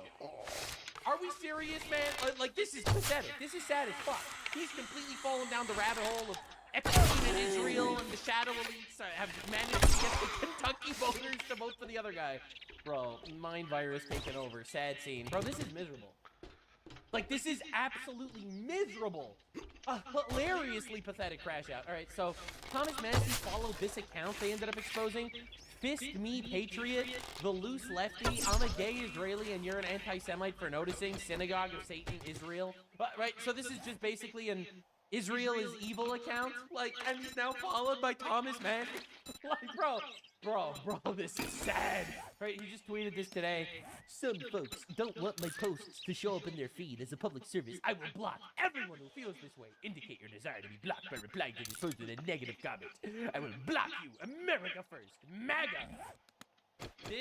This is the saddest thing I've ever seen in my life. Like, this is honestly sad. See, I called this guy a grifter a long time ago. This guy said that Donald Trump is protecting pedophiles, and then he runs a fake Donald Trump endorsement for his campaign, making believe Trump loves the guy. All right, he voted against funding the border and funding the border wall and funding ICE agents, and then he'll be like, oh, I totally care about our border and stuff. I just didn't want to vote for that one because Trump wanted it. You know, bro is silent about Epstein for 4 years under Biden, and now Trump is president, and now he gets into, like, this whole Epstein class tizzy. And you wonder why the schizophrenic fuck actually lost his district. Now, this is an old tweet from Charlie Kirk, but it's very relevant, because right now there's a massive push of these people saying, didn't like Thomas Massey, think he's an agent of Israel. Charlie Kirk loves Massey and would never vote against it. Well, this is an old tweet from Charlie Kirk in 2019. By the way, there was some kind of gun. I didn't see what it was. I think it was a pipe rifle. Because people on the internet seem to have forgotten. Justin Amash. It was a pipe rifle. Congress. He used to fight for liberty and the Constitution. Now he's fixated on adoration from the left and the media. He ignores Trump's wins on every front. Amash, you have let us all down. We will primary you. You will lose. And he did. Now, for the record, this is just what happened with Thomas Massie. So, you could like Thomas Massie, that's fine. You could think that he used to be one of your favorite members of Congress, that's fine. You could say he fought for liberty and the Constitution, and that's fine. Right now, Thomas Massie is fixed on adoration from the left and the media, which is why the New York Times, the Washington Post, and every single one of these leftoid media outlets was campaigning on behalf of Thomas Massie. You know, Ro Kahana and Cenk Younger and Hassan Piker were crying when Thomas Massie lost. All right? Let us down, Thomas Massie. We primaried you, and you lost. You're cooked. All right? Well, don't think of it as we lost a member of Congress. Think of it as we gained a future podcaster who's buying into all of the retard right conspiracy theories. Oh, this is going to take a minute. That's where, and now you're cooked. Now, just on Might as well pet my cat while I'm doing this. This is Candace Owens, you know, lady who historically believes that the Jews are teaming up with Egyptian planes and Sumerian time travelers to assassinate Charlie Kirk. Who believes that the Jews invented space, as well as the round Earth theory, which is fake, obviously, because they're flat. Now, Hunter Biden was interviewed by Candace Owens. So here we have Jake Tapper. This is the craziest fucking twist of all time. Jake Tapper, the CNN anchor, shitting on Hunter Biden for collaborating with Candace Owens. Bro, we are witnessing retard meltdowns and destruction, the likes of which we've never seen before. DC is corrupt. Politics is corrupt. But something's changed. It's not left or right. The DC elite of the left, they crushed my dad because he was. Yeah, notoriously, dad was not the president of the United States. What? Wow, that was totally not worth it. Class. You know? How the fuck is he the president of the United States? Like, are we even serious? The entire fucking machine was behind the guy to the point that we don't even know who the fuck was running our country for 4 years. Your dad is a potato sitting behind the desk in the Oval Office, okay? Like, are we serious? One thing he didn't do, he didn't greenlight to turn Gaza into a Trump golf course. You're right, he just gave infinite money to Israel and Ukraine. Good point. With the maitre d' being Jared Kushner. The war in Iran that they started, that every president before him was pressured by the Israelis. Yeah, I do think there was something about the Charlie. For the record, Biden gave billions of dollars to Iran. Trump decided to blow them up. I'll take blow them up, actually. Kirk assassination that everyone just sort of looked up. Everyone was like, wow, it can't possibly be that a radical leftist assassinated a great guy. It can't possibly be that. Must be Sumerian time travelers. That Charlie Kirk made. The level of disloyalty or fear. I don't know. Big old pile of and food. The criticism of you for asking nom. someone who was like a brother to you is. Oh my God, he was like a brother to you, which is why he disinvited her from all of his events while he was alive. He was like a brother to you, and you're just asking questions. You're totally not insinuating that his wife murdered him, right? Right. Like, what the F are you talking about? I listen to you and I go, right on. Bro, so Hunter Biden is like, whoa, Candace Owens is literally right. Oh my God, I can't believe it. Now, we've already been through the Candace Owens thing. She thinks the dinosaurs were invented by Jews to trick Christians. All right, we're not getting into that one this time. But this is fucking cinema, dude. Actual left destruction. All right, so Texas 35, Democratic candidate Maureen Galindo, this is a good one, says that she will convert ICE detention center in Karnes County into an internment camp for American Zionists. An concentration processing center for pedophiles, quote, which will probably be mostly Zionists. It's great, because obviously the number one group of pedophiles on the planet are Muslims, and it's really not even close because their religion venerates pedophilia. It's actually fucking awesome in Islam to rape kids. No, I'm not saying every Muslim's a pedophile. You know, I'm saying every Muslim worships one. So, like, we are at this level of the left, all right? The left being like, we're just going to open up internment camps for, I guess, Jews and evangelical Christians? Like, only they all go into castration processing centers? You know, it's really nice. You know, they say Trump's rhetoric is bad, and then they whip out this one. All right, even AOC was like, this is disgusting, it's bigoted garbage, anti-Semitism, nowhere near our politics. If you are in Texas, vote for the other guy. You know, like, this is the level of retard we're doing. So, of course, all the Islamists and pedophiles have to take that side. Oh, my God. AOC is controlled by the Israelites. And not you, this! cannot do this. These people are retarded, bro. Hey, Right? 2 So, cans of Graham pasta, Blackman, and I'm who notoriously is a Democrat, still running freaking for the hungry. Senate, I think in Michigan, maybe? I don't remember where. And he actually has a Totenkopf Nazi tattoo. Right? They call Trump a Nazi, and they're literally running this guy who has a Nazi tattoo on his body. All right. Well, they actually recently discovered some of his Reddit posts. So this is what he has to say. This video never gets old. Dumb motherfuckers didn't deserve to live. This is him referring to a U.S. soldier who was shot 4 times in Afghanistan, by the way. This is him making fun of someone who received a Purple Heart. When he took incoming fire from a 2012 clash with the Taliban. This is what the comment said. This video never gets old. Dumb motherfucker didn't deserve to live. At least his stupidity and fat-ass wheezing are available for all future infantrymen to witness and hold in contempt. Poor marksmanship on the Taliban's part is this mouth breather made it home. He managed to make every possible shit decision possible when it came to small unit combat. And this guy is running for Senate for the Democrats. Right? If the Nazi tattoo wasn't bad enough, this is actually just Hassan Piker. Just American Hassan Piker. It's crazy. All right. So the left decided to get together, and they were like, "Holy shit, we need to stop fascism," while they're trying to do their absolute best to elect Nazis. As we all know, Nazis were National Socialists. They are the left. All right. There's this massive rewriting of history that the Nazis in Germany were right wing when they were obviously left wing, and it's really not even up for debate if you actually do any research at all. The Nazis pushed infinite socialism. The Nazis did the DEI shit, reverse DEI shit, which is just racism all over again. The Nazis did the eugenics shit, just like the abortion worshippers in the West does. The Nazis wanted stronger gun control. They were the National Socialist Party, for crying out loud. So the Democrats had a no bad ideas summit where they were like, well, we have to stop fascism. I understand we're trying to elect people that want to make concentration camps for Jews. They've done that before. And also a guy with a Nazi tattoo that says that he wishes our soldiers were killed by the Taliban. All right, so these are 2 front runners for the Democrats right now. But we need to no bad ideas summit to stop fascism. Kamala's calling a meeting of the great Democrat minds. And it's All right. BYOB. Let's go. Bring your own brain. We need to have a playbook that is born out of our ability to assume some risk, perhaps. I've been thinking about, we need to have basically a no bad ideas brainstorm. All right. No bad ideas. A no bad ideas brainstorm. So they've been doing that for decades. This is what you say when Oh, they were having an all bad ideas brainstorm. Sorry. Anyway, oh, hell summoning yeah, their finest thinkers for a no bad ideas summit.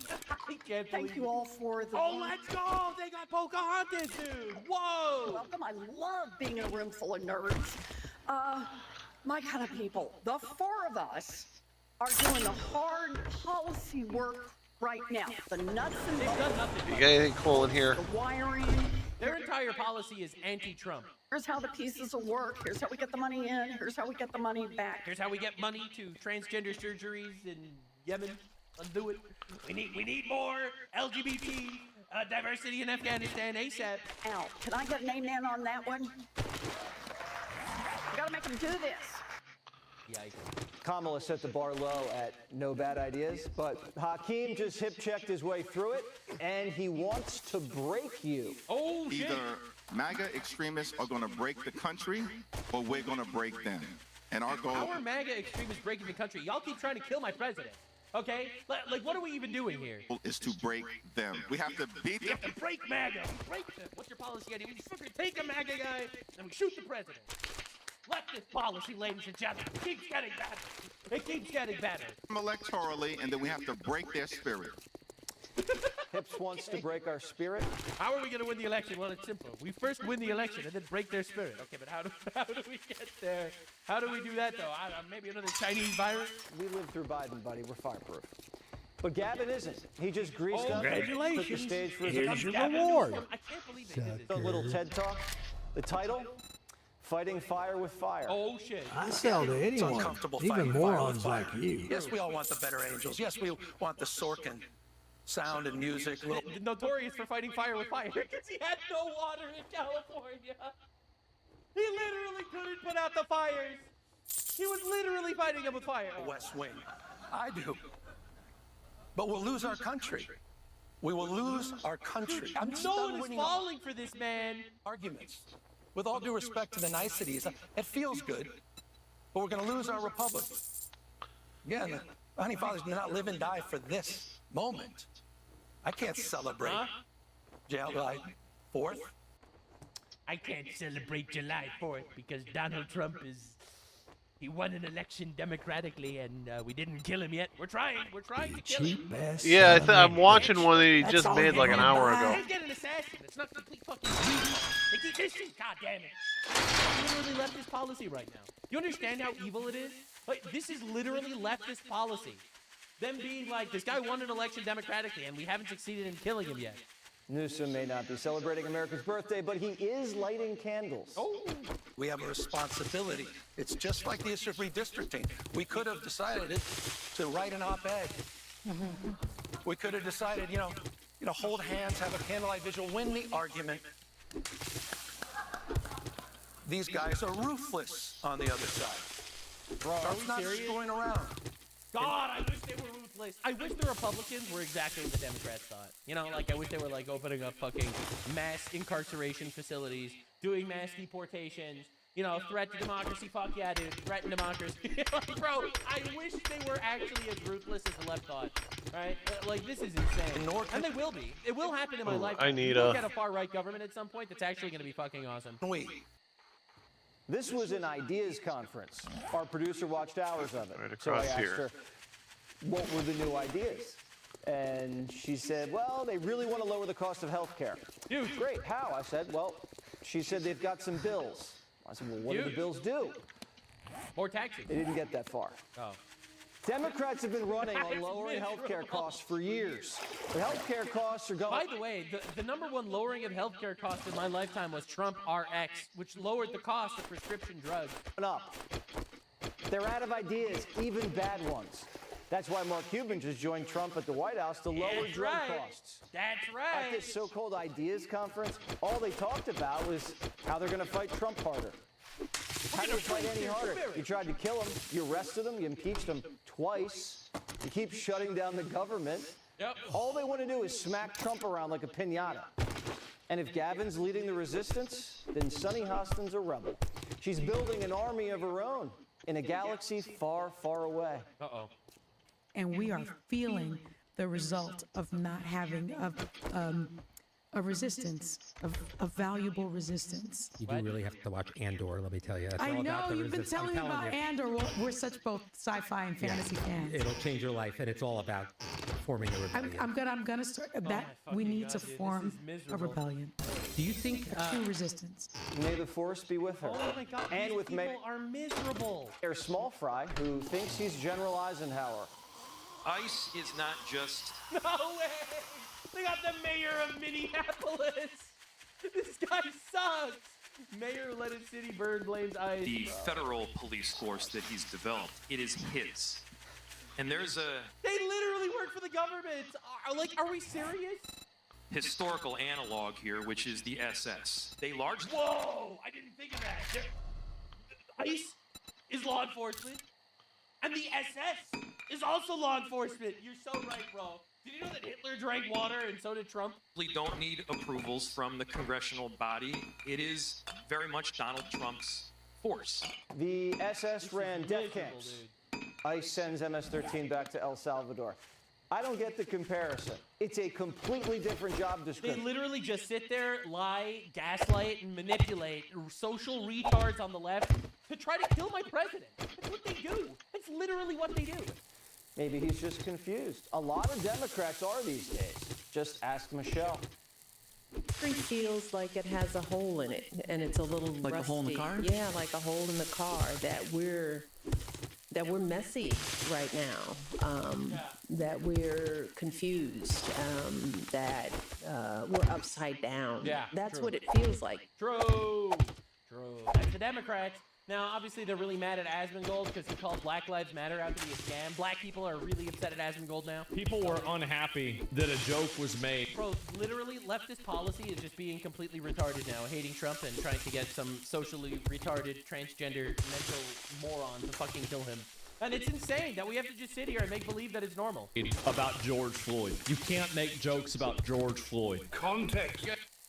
That's right. Can't make fun of George Floyd. Man notoriously died of a drug overdose. Kevin, the black community is so proud of you. Right now, George Floyd is looking up at us all, laughing so hard that he can't breathe. Again, it is not a laughing matter. We are here today to call your attention to the fact that an egregious, disgusting joke was made about George Floyd. Dude, no one is taking these. No one could possibly be taking these people seriously.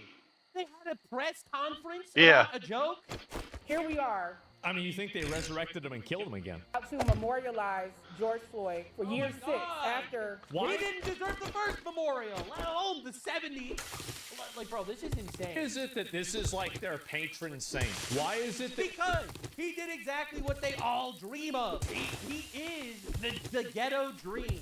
Okay? He managed to start some sort of movement. He tortured white people through his existence. He was a career criminal. He actually faced consequences to his actions. He resisted arrest, and the police went to jail. He is the hero for, like, this entire culture of retards. Not all black, I'm not talking about all black people, but specifically, the people that worship that guy, they fucking love him. He's the dream. Died doing what he loved, harassing police officers. We're even talking about George Floyd. The guy was a career criminal scumbag, and he got pulled over while he was driving under the influence of fentanyl. Put your hands on top of your head. Hands on top of your head. Hands on top of your head. Keep your hands where I can see them. Are we really going to act like this guy is some kind of good actor? Brutal murder at the hands of the Minneapolis Police Department. Yeah. Our community is still How does everything happen in Minneapolis? Experiencing grief and trauma. We have young people in our community. Get over it. Holy fuck. People spent the entire fucking year burning the whole fucking country down. Move on. Who were children at the time. They're now teenagers. Yeah. Still dealing with the impact of the police killing of George Floyd. No, they are not dealing with that, bro. So teach them not to drive under the influence. Teach them not to resist and fight with police officers. Teach them not to do Teach them fentanyl. not to overdose on fentanyl. Have a dad in the home. All right? Unlike George Floyd, who was arrested 8 times. All right? Problem solved. Literally. Oh my God. Cry about it, I guess. And instead of allowing our community to grieve in peace, to celebrate George Floyd in peace, we have Netflix comedians making light of the brutal killing of George Floyd. Yes. We need to do it more. I think that one of the major solutions and ways that we can greatly improve public discourse and save society is by brutally humiliating retarded ideologies.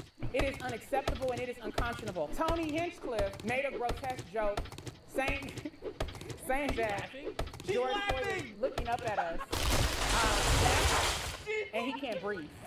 I thought you said it wasn't a laughing matter. This is literally laughing. He just laughed? Made a grotesque joke saying that This gotta be like, I mean, what are we doing here? George Floyd is looking up at us, laughing, and he can't breathe. When I saw the clip online, it made me sick to my stomach. Wow. We are here to declare today. Cry about it.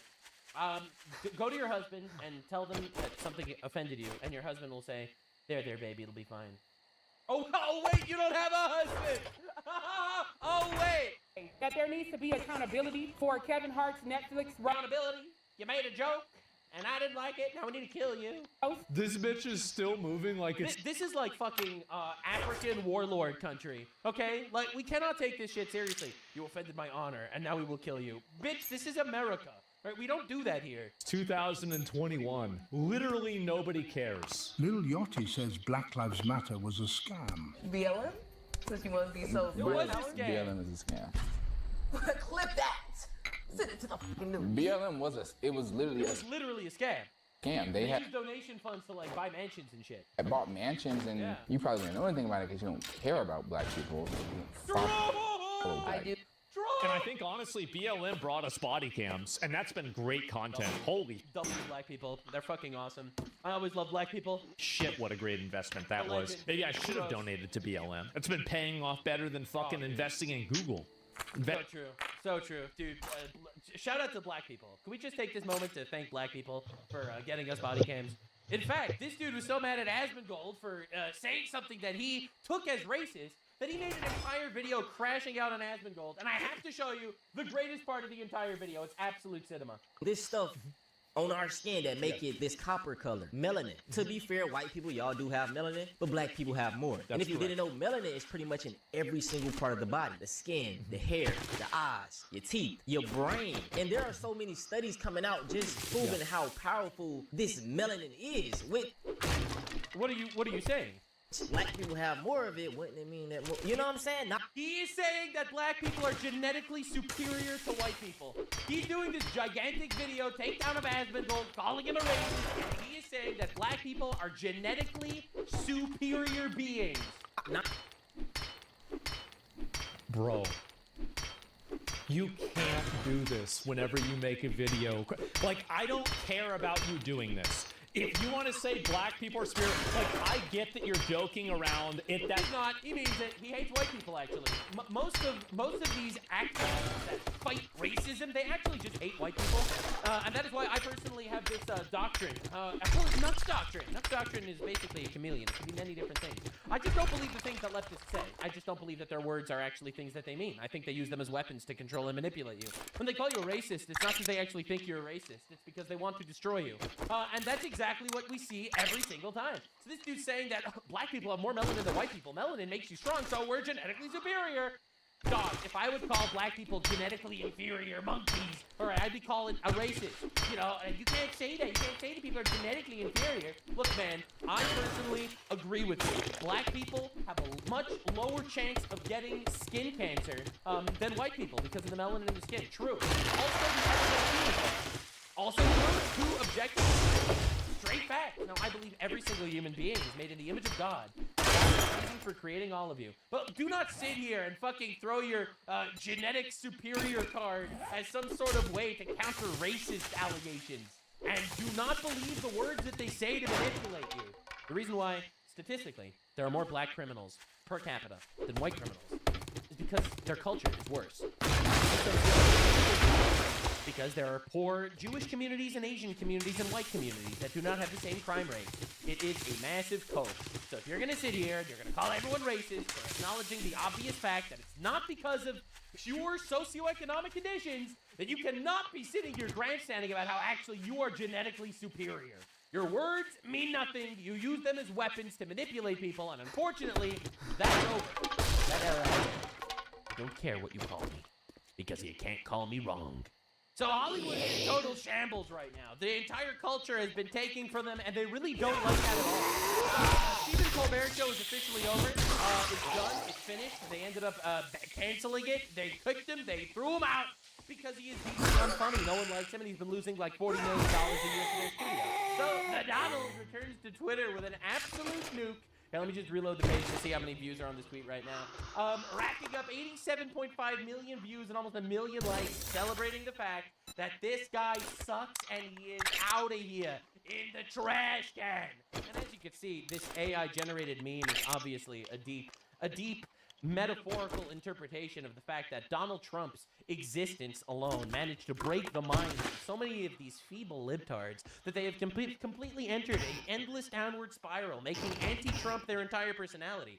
Therefore, the metaphorical Trump in their own minds picked them up and threw them in the garbage. This is the deep metaphysical explanation for what this meme is actually showing. Now, of course, the New York Times is like out here glazing Stephen Colbert. Colbert's Final Late Show draws 6.7 million viewers. Oh my God, triple its usual audience. Oh my God, it's so big. It's so big. It's so big. Wow, it's crazy. Anyway, Donald Trump's fucking tweet got 87 million views. Oh my God, he's miserable over 10 times the time. The Donald is just unstoppable. And, well, rip Colbert. Bye. You will not be missed. Time to start a podcast, I guess. Now, Mehdi Hassan, this is a Islamist terrorist supporter. He's in our country for some reason. We need to deport him immediately. So this guy's out here crying. This is an official government account of democracy. This is what Orbanism looks like. They just invent shit, man. The president bragging via AI video that he forced a comedian who mocked him off the air into the trash. Well, he did go into the trash, but he didn't force him. They fired him. He's losing $40 million a year because he's a deeply unfunny propagandist hack. He sucks, and now he's gone. All right? Like, bro, are you serious? No one is taking this seriously. And bang. That was in life. Right? Coming from the professional journalist that said, "Make American planes crash again." Wow, W. Anyway, so this guy is making you believe it's fascist to celebrate the idea that a guy who made their entire ideology front guy show calling that fascism, bro, or Orbanism, or whatever else you want to come up with to make it look like Trump is actually a bad guy for bragging that his haters' show fell apart. His haters' show fell apart, and Trump is celebrating because he fucking sucks. All right, because Colbert sucks.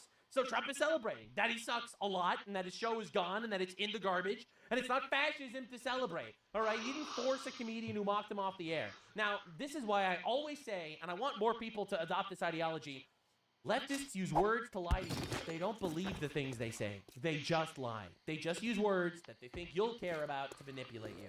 And this is a classic example of it. Because Mehdi Hassan celebrated when Donald Trump was banned on Twitter and Twitch and YouTube and Instagram and Facebook while he was the sitting president of the United States. He celebrated when Tucker Carlson was fired from Fox News, and he celebrated every single conservative guy ever got banned or canceled or removed from a platform because of quote-unquote dangerous conspiracy theories. None of these people actually believe the things they say. They just say it. Now, I have to talk about this. All right, just to understand the level of cultural victory that we have, which is absolutely astronomical. The TV show known as The Boys just ended. I watched all of it. As it was coming out, first season was good. Second season was all right. Third season was tolerable. 4 and 5 were bad. Eric Kripke says Anthony Starr came up with Homelander's line about eating shit in The Boys finale. Bro, he's trying to shift blame on his absolutely dog shit ending onto the actors. Now, this is ironic because Anthony Starr, the actor for Homelander, is the fucking GOAT. The actual GOAT. He's one of the undisputed best actors I've ever seen. Ever. Realistically, he's the best supervillain actor since Heath Ledger's Joker. And it's really not even close. Now, to be clear, at the very end, Homelander gets beaten. He says, "I'll fucking suck your dick. You want me to eat shit? I'll eat your shit." Basically to humiliate this guy. So, the entire fifth season, completely shredding his actual character from the first couple of seasons to just basically try his best to make him a bad Trump parody. Because Trump notoriously is Superman and goes around there and actually is superhuman in strength. And despite the fact that the media keeps villainizing him, he's just a swell guy. He's basically I'm joking. All right, so they basically try to make him this ridiculous Trump analog. They're saying he's going to be the president, and he's going to say that he's God, and he's going to do heresy, and he's going to start making concentration camps for people that don't like him, and he hates immigrants and transgender people. No, I'm kidding. I don't hate transgender people. I just pity them. Those poor retards. So anyway, essentially, the entire fifth season is this spiraling, absolute shit show that ends with an incredibly unsatisfying conclusion that even the libtards hate. It's the lowest rated episode of the entire series, where essentially he completely destroys his entire show to get an own of Donald Trump. I'm telling you, man, Trump derangement syndrome breaks people. All right, so Domino's Pizza. Does explain to me why they shoved him in the fridge for the final episode? One of the actual fan favorite characters just wasn't around in the finale. Because they ended up just putting him in cryo, they froze him. That was it. He's gone for the finale. Right? The intern forgot to switch his personal account. You got even Domino's Pizza shitting on the finale. It was so bad. All right, now in my opinion, it's just cinema, and they do this every single time. This is how libtards describe rock bottom level of patheticness. I'll fucking suck your dick. And the reason is actually simple. No matter how hard they try to normalize being gay, deep down, they know that homosexuality is a humiliation ritual. Which is why it's always their first insult. Bro, it's such a shit show at every single level. They're like, what's the most pathetic thing you can say? I'm gay. Unbelievable W. Unbelievable W's. Wherever you go. Thank you, libtards. Very cool. Show writers have tried to turn Trump Homelander, and this is how they tried to end it. Entire show is just a deranged sexual humiliation fantasy projected onto Trump, and that's really what they did. The first season was fire. Second season was really good, and then it slowly but surely kind of devolved into really hyper kind of relevant memes that you see on Blue Sky. My favorite scene in the fifth season is they get Homelander finally having absolute power, and they're like, "What do you want to do?" And he's like, "I'm gonna ban abortions." And I'm like, Bates? If he would have gone through with that, he would have single-handedly saved more lives than he actually killed throughout the series. I'm just saying. Elon Musk responds with pathetic. Like, wow, this is just shit. Wow, this is just shit, bro. All right, and he's right. For the record, it's the lowest rated show, lowest rated episode on the show, which is really bad. So Eric Kripke, the guy who made the show, this is the writer. Oh my God, this is better than what the boys did to Homelander. I'll never get a better review ever. You ruined the show to own the chuds, bro. Really? Really? Oh my God! Elon replied after I made the boys a projection of my unhealthy obsession with political grievances with Trump. I win! I win! This has got to be the saddest thing I've ever seen. Like this is unreal levels of cope. But it gets worse. It gets worse. So here we have two of the other actors just being like, ha ha ha ha, Lamau, wow! Elon Musk called us pathetic. Wow, we got him. We got him, guys. Whoa, they're making fun of Elon. And then you got like libtards being like, they're making fun of Elon. I love them. I'm telling you, man, we are reaching levels of hilarious self-destruction I have never expected to see. Now, we got Mehdi Hassan. I had to bring him back here. This is a Islamist terrorist supporter. Oof, that The Boys finale. Thank you for 5 seasons of astonishing television and real-world political commentary amid the gore and humor of the soup. Bro, this is fucking awesome, bro. This is amazing. I'm happy that you guys got Mehdi Hassan to appreciate the Trump analog of Trump getting killed. So then Elon replied to a couple of other tweets. Kripke probably got flagged from his wife's boyfriend for Homelander being used in base memes and had to write that ending as a groveling apology. I'm not upset, just remarking the ending sounds fake and gay. Ha ha ha! He's posting multiple times! Also, I have notes on his joke writing. Ha ha ha! # The Boys. Again, possibly the saddest meltdown I've ever seen in my life. Again, congratulations, you got Elon Musk to tweet 3 times. It was totally worth destroying your entire TV show for this. Oh my God. Meanwhile, he pays for Twitter.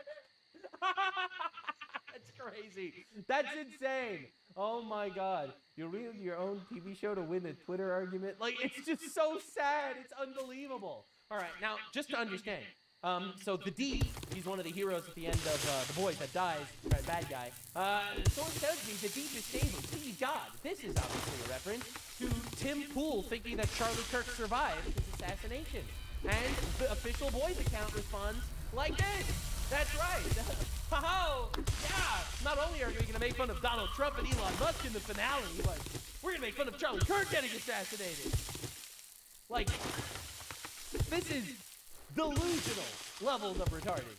I mean, again, you don't even need me to say it. It's the lowest rated episode of the show. Everyone fucking hated it. Even libtards hated it. You know, Moist Critical made a video talking about how shit the ending was. And he hates Trump, right? He made like 12 videos on the Trump phone, all right? But he hates Trump and he thinks your show sucks. So who are you appealing to? You're appealing to like terminally online losers? And you, like, this is pathetic. All right, anyway, in The Boys finale, Homelander had to look powerless, according to Eric Kripke. Yeah, it was really important for us to use Homelander to experience a little bit of time powerless. Oh, people ask me, well, why don't you send him out into the world powerless? Wouldn't that be the ultimate punishment? I'm like, it would, until he gets his hand on some more Compound V, and then he gets powers again, or back to where he started. We cannot walk in the room alive. We have to spend time with him powerless, to really reveal that everything is all season, which is, take away those powers, and you are nothing. Wow. Wow, that is so deep. That is so deep. And he's so cowardly and blubbering and pathetic, as are most strong men when you remove their power and they're faced with their imminent death, rarely handle it bravely. Except, ironically, for Donald Trump, who was fucking shot in the ear and stood up and put his fist in the air and said, fight, fight, fight. Ironically, you make this whole Trump analog, making Homelander super pathetic at the end after losing his powers. But ironically, the guy who actually looked death in the eye, stood up and said fight, was Donald Trump. And everyone knows that. Even the libtards know this. That's why this is so funny. Because there is no amount of spinning you could possibly make.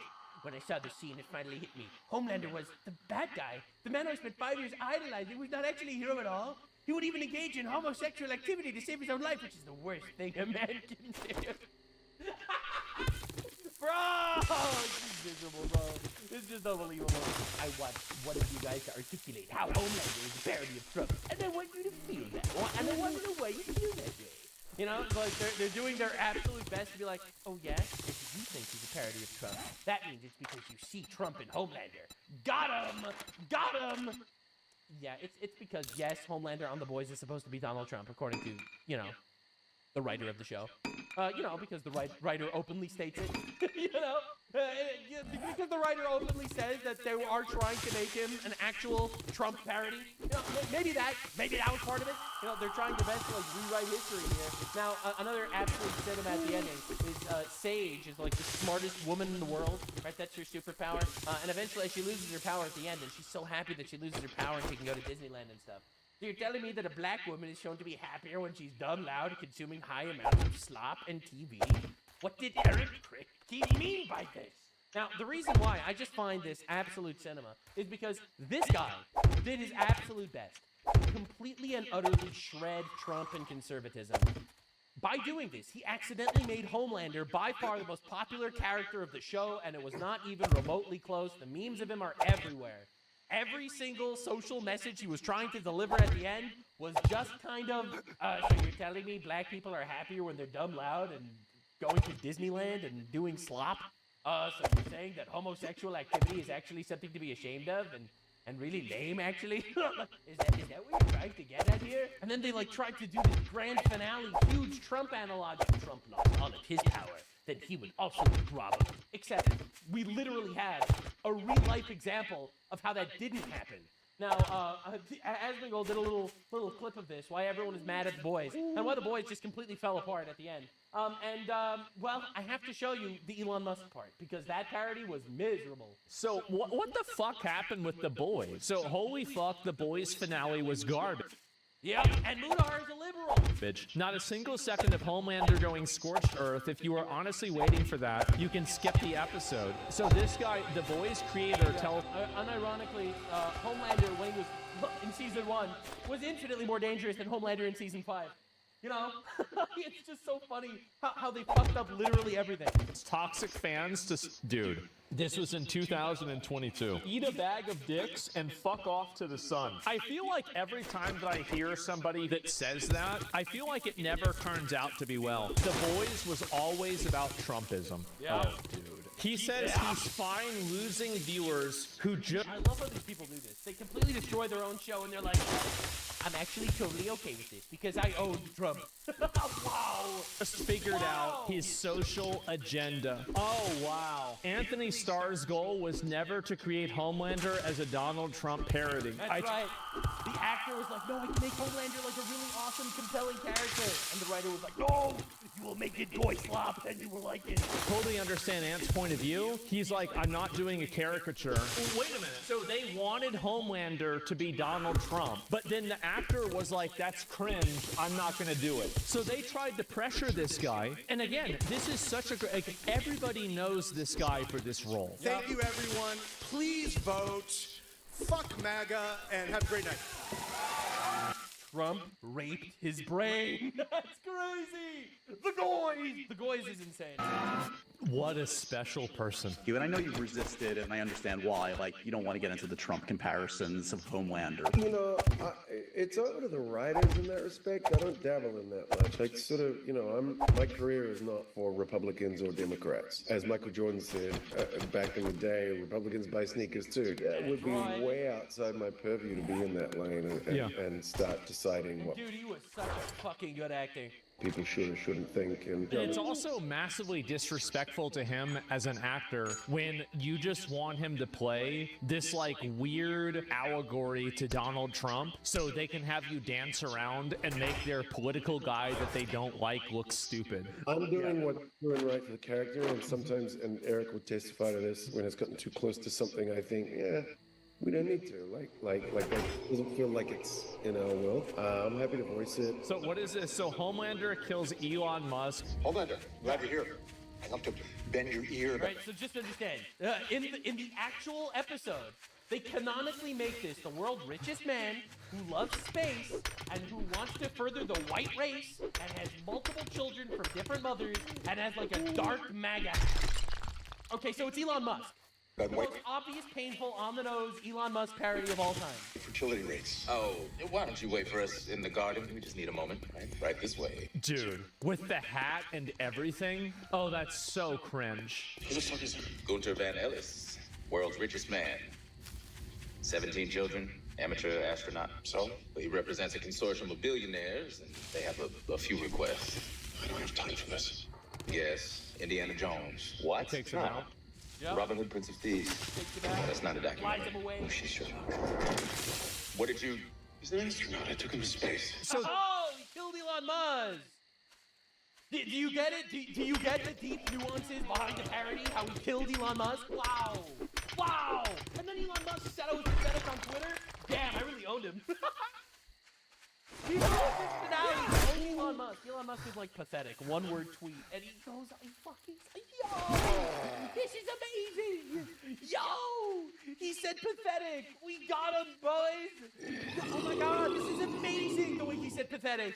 This is the most performative, sad shit I've ever seen in my life. This is it. He kills Elon Musk. That's the only person he killed in the finale, by the way. So yeah, when he was supposed to go scorched earth, it was all forced advertising, man. It was false advertising to the extreme degree. Scorched earth was him killing Elon Musk. Did they just make these posters for what? Scorched earth, shock and awe, blood and bone. So none of this... And none of that happened. There was no scorched earth, there was no shock and awe, there was no blood and bone. Well, I guess.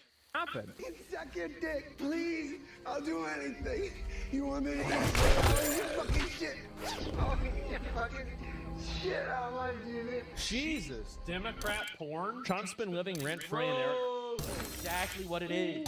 And all of the weird sex stuff throughout the entire show, it's just like loosely disguised fetishes from writers throughout the show. It's like, yo, and then he had sex with an octopus, and then the other guy became really tiny and crawled up his asshole, and it was like... And they're like, bro, bro, I don't want to know what goes on in Hollywood, man. I don't know what the woke Jews are doing, but it's not kosher. Kripke's head for a decade at this point. Anthony Starr is the reason why The Boys survived. He made Kripke's shitty writing feel purposeful. He had passion in every scene. Every meme or the expression convinced the audience that there were far more substance, only for the finale to leave you looking back with nearly nothing. So...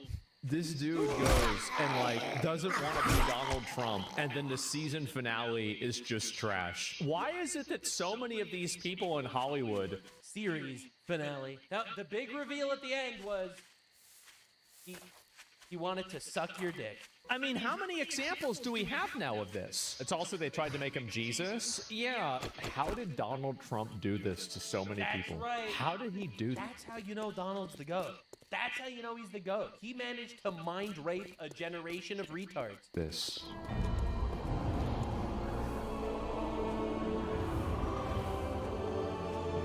Brother, I've taken the fight as far as I can. Corrupt FBI, transgender immigrant rapists, forces of darkness in today's world are simply too much to bear. A real savior with real American values. This is Reddit. It's literally blue sky. This is... I'm not worthy. Neither was I. And I accept. This is actually, like, written by Reddit. It's crazy. Yeah. So they go full ass, Trump parody mode at the end, destroy and crater their entire show. Everyone hates it. The reviews are in the toilet.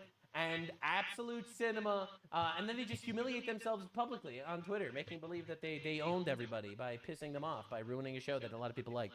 When leftists can't kill you, they'll kill themselves. Colossal W, leftists. Can I just take this moment to thank Donald Trump for mind-raping a generation of retards?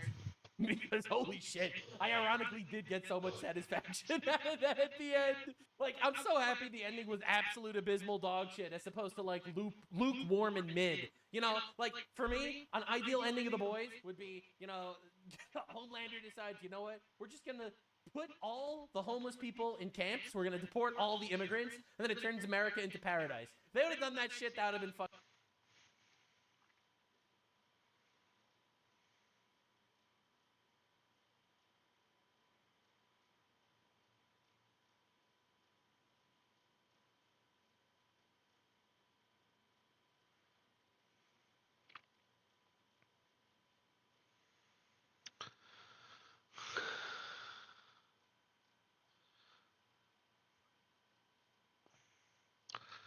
Oh, I'm gonna have to run to the bathroom here in a sec. I think it's kind of big news. Hassan got subpoenaed, right? I mean, this is really bad. And so, yeah, I don't know what else to say. Beyond this, right? I mean, just in federal officials subpoena political streamer Hassan Piker. I mean, that's what happens. That's what I mean. Like, look. All right, I'll be back here in a sec. Shouldn't have done it. Should not have done it. And sup, boys? Yeah, is that coming? I mean, I don't know if he had it coming or not. I really don't.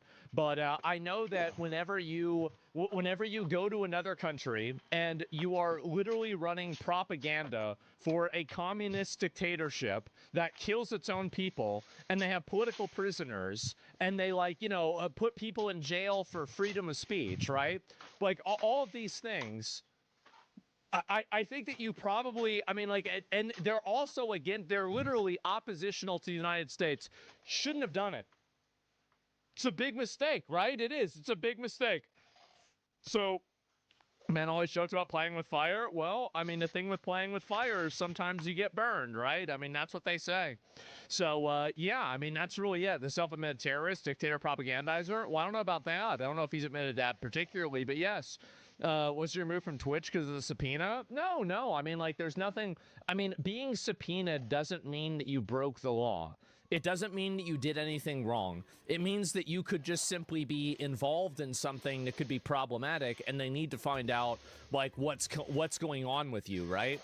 And so, like, really, it's an investigation. Yeah, they basically created like a web with an investigation, and one of those strands of the web leads to Hassan Piker, right? I mean, that's what happened. So yeah, I mean, that's really what I think. Like a witness, yeah, like a witness or something like that, right? You're under a microscope. Subpoena is just an interrogation. Yeah, it's an investigation, interrogation, whatever you want to call it. So, I mean, I don't really think that you're like, I mean, what is the probability that Hassan goes to jail for this? I think it's like 1%, right? I mean, like extremely, really, like massively fucking low. Like, I would not expect this to happen at all. Do you expect to get one too? Well, no. Why would I get subpoenaed? Like, I'm not running propaganda for a communist government, right? I mean, like, I don't, why would that happen? So, like, I mean, no, I'm not worried about that at all. And if I did get subpoenaed, I'd have to comply with it, right? That's it. I really just like it. It'll get a massive amount of attention, make them known nationwide. I don't really think it's that big of a deal, right? But I do think that in general, they should be more aggressive to the people that are going around and promoting these like communist and terrorist dictatorships. They should. And I'm glad to see that there's more aggression on it, but it's not really going to matter unless there's like jail time for the people that facilitated it, right? I'm not even talking about Hassan. I'm talking about the people that were involved with it, right? You see Unreal Engine 6 news? We're going to look at that later on. I did see that. I did. And so, yeah, watch the documentary called The Alabama Solution, the corruption in the Alabama pollution system. No, I didn't see that at all. I have no idea. Needs to serve as a lesson. People think they have free reign to support enemies of the United States and also literal terrorists. Yeah, I mean, like, I think that really, and this is one of the big components, right, is that people like Hassan will only weaponize American values whenever they're using them to attack America. Like, they don't really care about America or American values. They just care about using them in the best interest of their, like, identity agenda. So it's important to keep that in mind. Because some people get, they get confused. So, like, they hear, like, oh, well, we're supposed to care about this, that, and the other thing. They don't care about that. Give a shit about that. Like, they're just simply telling you that because they think that telling you that will make you allow them do what they want, right? That's it. So why do you think America haters refuse to leave America if they hate it so much? Because they don't actually hate it. They're just farming outrage. And I think also they're racist. I think a lot of these people, not necessarily Hassan, but like a lot of these people are actually just racist. And they use it as a vector to attack Western culture and white people collectively, right? And so that's what I think it is, right? It's generally all of these things coming together. But, yeah, it's curious. He never cares how bad life is in Turkey. Well, he doesn't live in Turkey, right? I mean, so that's going to obviously be why. But, yeah, I did see this. In my opinion, I don't really think that – I mean, like, this is just generally – like, I'll look at other things that people are saying about it later on. But, like, this is generally the way that I feel about it is, like – I mean, if you get involved in something like this can, like, literally ruin your life. Like, you can get indirectly put in jail for, like, 20 years over something like this, right? And so, like, really, I think they should investigate it and find out what's true, what's not, what is true, what is, like, I mean, all that, right? Time to deport those that hate America. I think we need to deport a lot of people. I do, right? And so, you have some music today? What is this here? Yeah, I can put on something else. You know what? You're right. We've listened to the same music all the time. Let's listen to something different. Why not? And anyway, so, yeah, millions must go. Yeah, it seems that way. And video by Reckless Ben, political corruption and company stealing $200K from an old man. I don't even know what that is. I have no idea. So, yeah, is Hassan an actor? Is an anchor baby, right? I have no idea.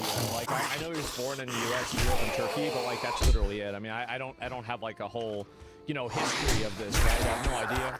So, anyway, they go, are they going to go do Discovery and all this stuff? Yeah, they probably will. They'll probably go through. And this is what I think happened. And I'm guessing here. But I think that Hassan probably was either aware of or was okay with or complicit with a coordination with the Cuban government, that the event was being coordinated or facilitated or allowed, or somehow the Cuban government gave them some sort of thing that they got, like not money, but they gave them, let's say, accommodation. They gave them preferential treatment. They gave them, you know, hotel stuff. They gave them food. They might have given other people money. I don't think he took money. It would be crazy to do that. So I think that really, like, all of these things are very, very likely. And, I mean, I don't know whether they're true or not. That's why you have the subpoena and the investigation. But I think that whenever you have these organizations that are working with, and I think this is what's happening, right, is that you have these organizations, you know, communist dictatorships, other countries, stuff like this, like, you know, Iran. They are using American voices as useful idiots to push propaganda.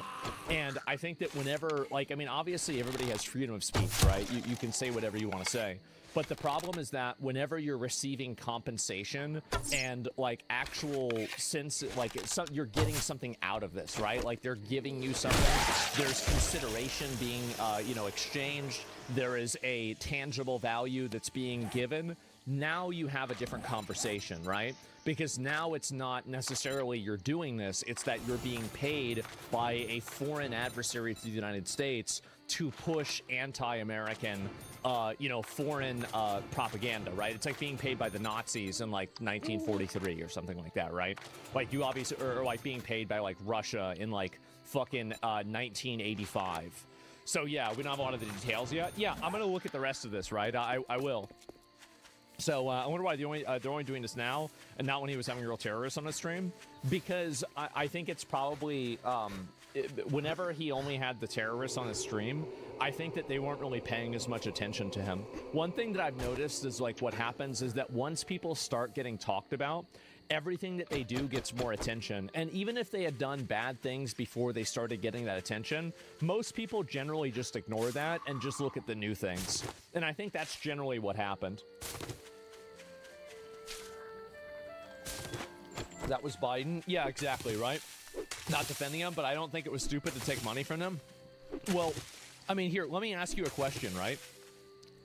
Do you want American citizens taking money from governments that we are actively in a military, like, let's say is like an, like, this is a defined enemy of the United States. Do you want American citizens taking monetary or other forms of compensation from those people in order to push an agenda? Do you want that? Because, like, I'll give you my answer. I don't want that. I don't want that. I think that goes beyond the First Amendment, because now there's money that's being involved, and it's not just simply an alignment of ideology, right? I mean, that's really it. People should be jailed. Yeah. So no. Okay. So then what's the? I don't think he was. So then why would it not be stupid? So if you agree that it's a bad idea and that we shouldn't be okay with it, and like I don't understand this. So let me get this. Yeah. Also, terrorists didn't provide accommodation and consideration like the Cuban government allegedly did. Yeah. Exactly. Right. And so, like, that's the way that I see it. He's also stupid enough to have an admitted terrorist on a stream. So what's the difference here? Because the terrorists didn't pay him, and the Cuban government could have. I don't think the Cuban no, I said I don't think Hassan was stupid to take money. Why would he not be stupid to take money? Why is that not stupid? Like, if North Korea offers you money, like, I can't. Like, I don't know what else to say beyond this, right? I mean, so anyway, China might have given him money as well. As far as I know, because I know some of the other people that were involved with that, China did not pay him. As far as I know, they might have, like, he might have worked with, like, a travel agency. And also, by the way, China is not an enemy of ours. China is one of our biggest trading partners. We have thousands of people go over to China every year. Thousands of people from China come to the United States every year. They're not our enemy the same way Cuba is our enemy. Like, I mean, that's just as defined by the government. Like, I mean, you can make an argument on, like, a geopolitical scale, but I'm talking about, like, in terms of, are they our enemy? Does the government say they are our enemy? No, not in the same way they say that about Cuba. China, yes, China is a rival country. They are not an enemy. Does that make sense? So, yeah, I mean, I don't know really what else to say. But China's more an adversary than an enemy. Again, like that's one primary reason for considering removing Cuba's government is because of their ties with China and as per the State Department. That's fine, but we're still working directly with China. And ultimately, like, is it so? And this is really the thing, right? We can look at some of the information about this because obviously this has been kind of a pretty big deal. So the probe examines potential violations of U.S. sanctions under the Cuban asset control regulations that prohibit unlicensed travel related to transactions dealing with the Cuban government designated as a state sponsor of terrorism. Let me look this up. If you are an American citizen, what can you do with a state sponsor of terrorism that could potentially put you in jail? Get you put in jail.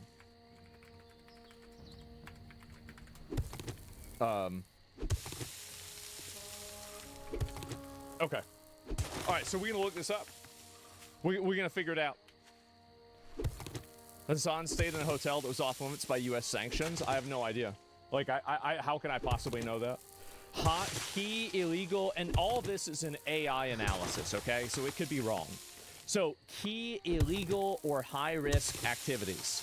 Unauthorized financial transactions with the government of these countries. It is a federal crime to engage with in a financial transaction with the government of a designated state sponsor of terrorism if you know or have reasonable cause to know of the designation. Penalties, fines, and up to 10 years in...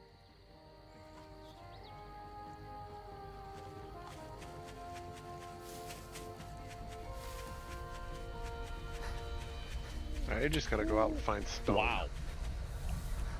Wow. Wow. Okay.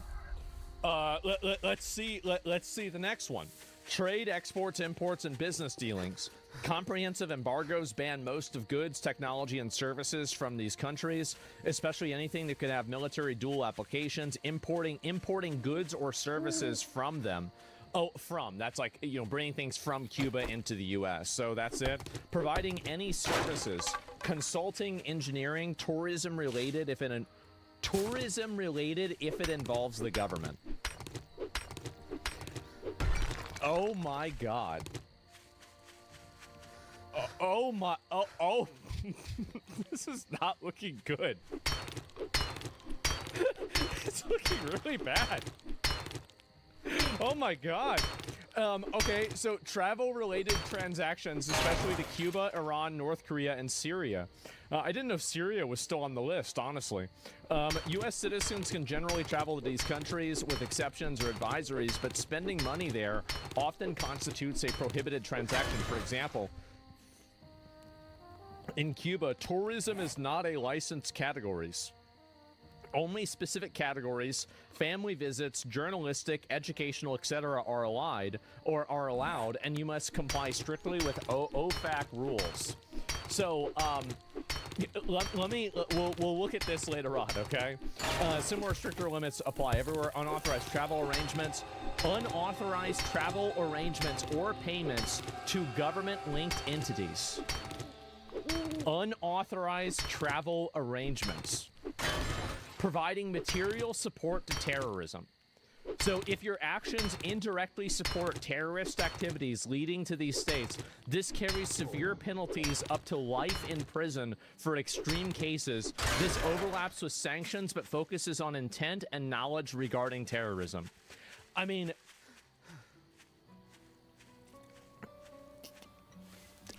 man, I mean, like, this is, oh, God. I mean, he obviously knew. I mean, it's not like, oops, I accidentally did this. Like, it's looking bad. Yeah, this is looking really, really bad. Holy shit. Other prohibited acts: investing and contracting with these governments, exporting technical data, re-exporting for universities, banking, important nuances, licenses and inspections.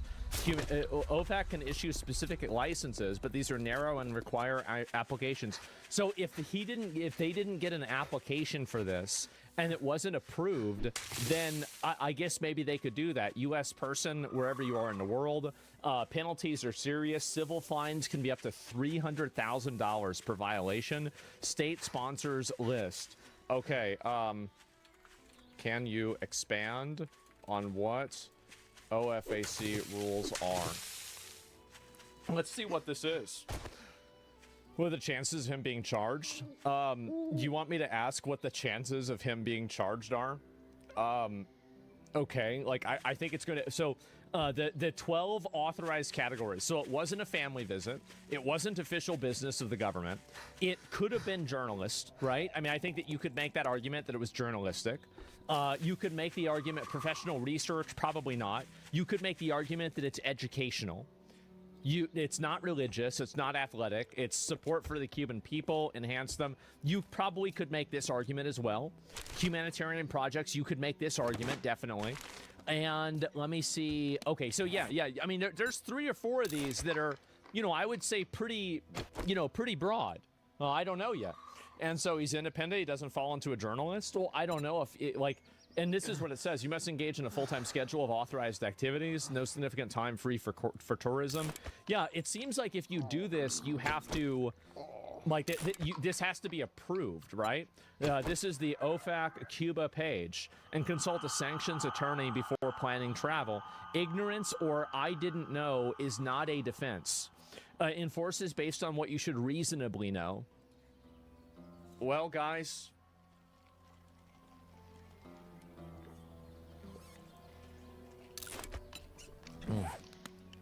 Based on these laws, what do you think the chances are? And we'll peer review this. We'll, obviously, for any sort of real legitimate research, you want to have peer-reviewed study. So we will also look this up on Google Gemini as well, and we'll see if Google Gemini has the same analysis. So let me go and do this one first, though, okay? What do you think the chances of Hassan Piker being put in jail or fined based on the subpoena? I don't know how to spell subpoena. Fuck. Based on the... Okay, all right. Yeah, I don't know how to spell subpoena. How do you spell subpoena? Subpoena. Yeah, okay. It's okay. That's why it's confusing to me. Okay, subpoena. Based on the subpoena he received. Okay. All right.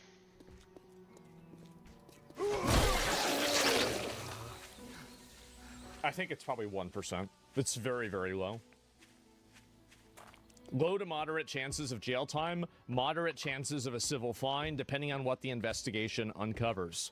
And the probe examines 40 citizens and activists involved with possible violations.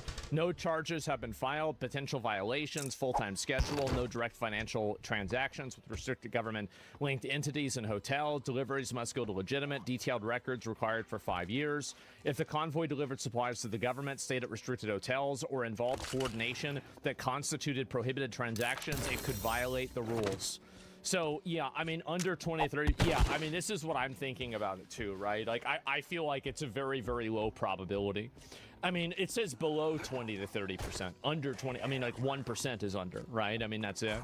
So, and so anyway, restriction hotels, check. Yeah, I mean, Asmon, I hope not, loses content. Well, I don't think it's going to happen, right? Like, as I've said, I really don't think so. But let me go back. I'll go ahead and copy-paste the same question, right? And okay. All right, let's ask Gemini. Here we go. And we're gonna do a. We're gonna do thinking level is gonna be extended, and we're going to put it around the pro. All right, so we're going all in. Okay, we're gonna activate. We're gonna deprive an entire African village of water in order to get the answer to this question. Okay. Mr. Beast is gonna have to go back there and dig more wells after I'm done with this. It's worth it? Yeah, exactly. It's clearly worth it. Okay, let's see it. Did you see Iran? Yeah. Pro is for coding, bro? It doesn't matter. I just made it up. Yeah, I just made it up, though. Yeah, that language. Yeah, he's gonna be making an example of trust. You gotta do Copilot, too. I don't even know what it is. The chances are facing jail time are extremely low. Okay, so that's more. Yeah, I mean, like I don't really know action most likely. Yeah, this is what I think is going to happen. I don't think that they're probably going to do anything about this, but I do think that obviously people that support this stuff. There should be accountability for it, but I don't know what it is. Copilot sucks ass. I've never used it before. I have no idea if it does or not.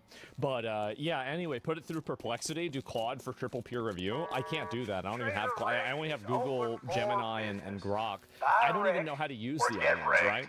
And so anyway. Oh, come on. So Gemini is much less optimistic about this than Grok is. Now, what do I think? I think nothing's going to happen. I think he's going to have to get subpoenaed. He's going to provide the information. Morning. Maybe now they that fine you did him. the I job, think there's like a 20% chance he gets fined. Damn bad after all. Other than that, nothing happens. That's straight up what I think it is. Yeah, I mean, I'm going to be real. Nothing ever happens. What would you want? I mean, I don't know what I want because I don't know what happened.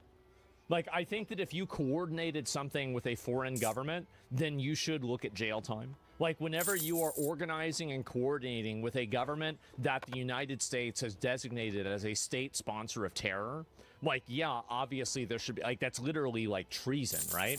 But, like, I don't know if that's what happened, so I'm not going to go and say this is what should happen to somebody whenever I don't even know what they did. So who the fuck knows? Is there stuff in there? If you have to work with CCP on the China trips, the feds will find out? Well, no, but the CCP and China is fundamentally different than Cuba. I know that people view China as like a bigger threat because China's a bigger country, but according to the justice system, Cuba, like organizing and working with the Cuban government is more not restricted than the Chinese government because of those extra, the sanctions, and on top of that, the state sponsor of terror, right? The water thing isn't true. I know the water thing isn't true. It doesn't stop it from being funny, though. So that's it. Are you allowed to go to North Korea and hang with Kim Jong-un? I mean, I have no idea. I really don't know. The feds have a high conviction rate. I find that they'll dig up something. I think that, I mean, listen, these are the same feds that didn't even go after people for making the Tesla dealership lists. These are the same feds that didn't go after people for advocating to kill Donald Trump and Charlie Kirk. These are the same feds that had no problem watching people violently assault ICE and also supporters of ICE at protests, and nothing happened. This hotel is state owned. What is this here? Can I find it? Well, the country was starving. They were preparing this for the convoy. Wait, who was that? What's this?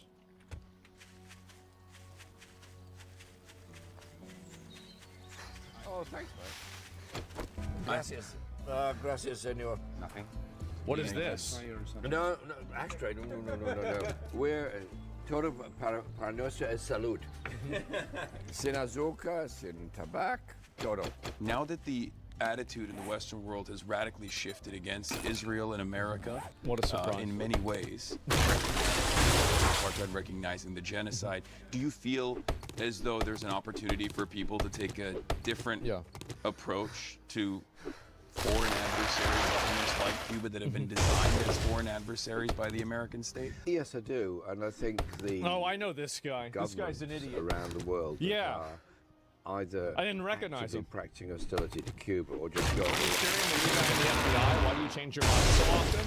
I don't change my mind often, and that's the reason why. And I'm happy that he's doing stuff, but like, again, I am hard to be won over. Okay, like I hope that's what happens. I hope they go after people like this, but that's it.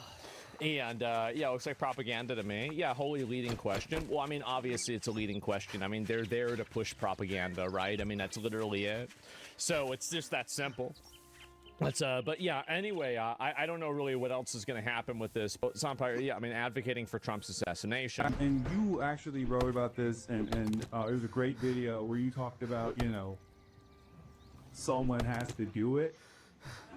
See, when I say that, everyone knows exactly what I mean.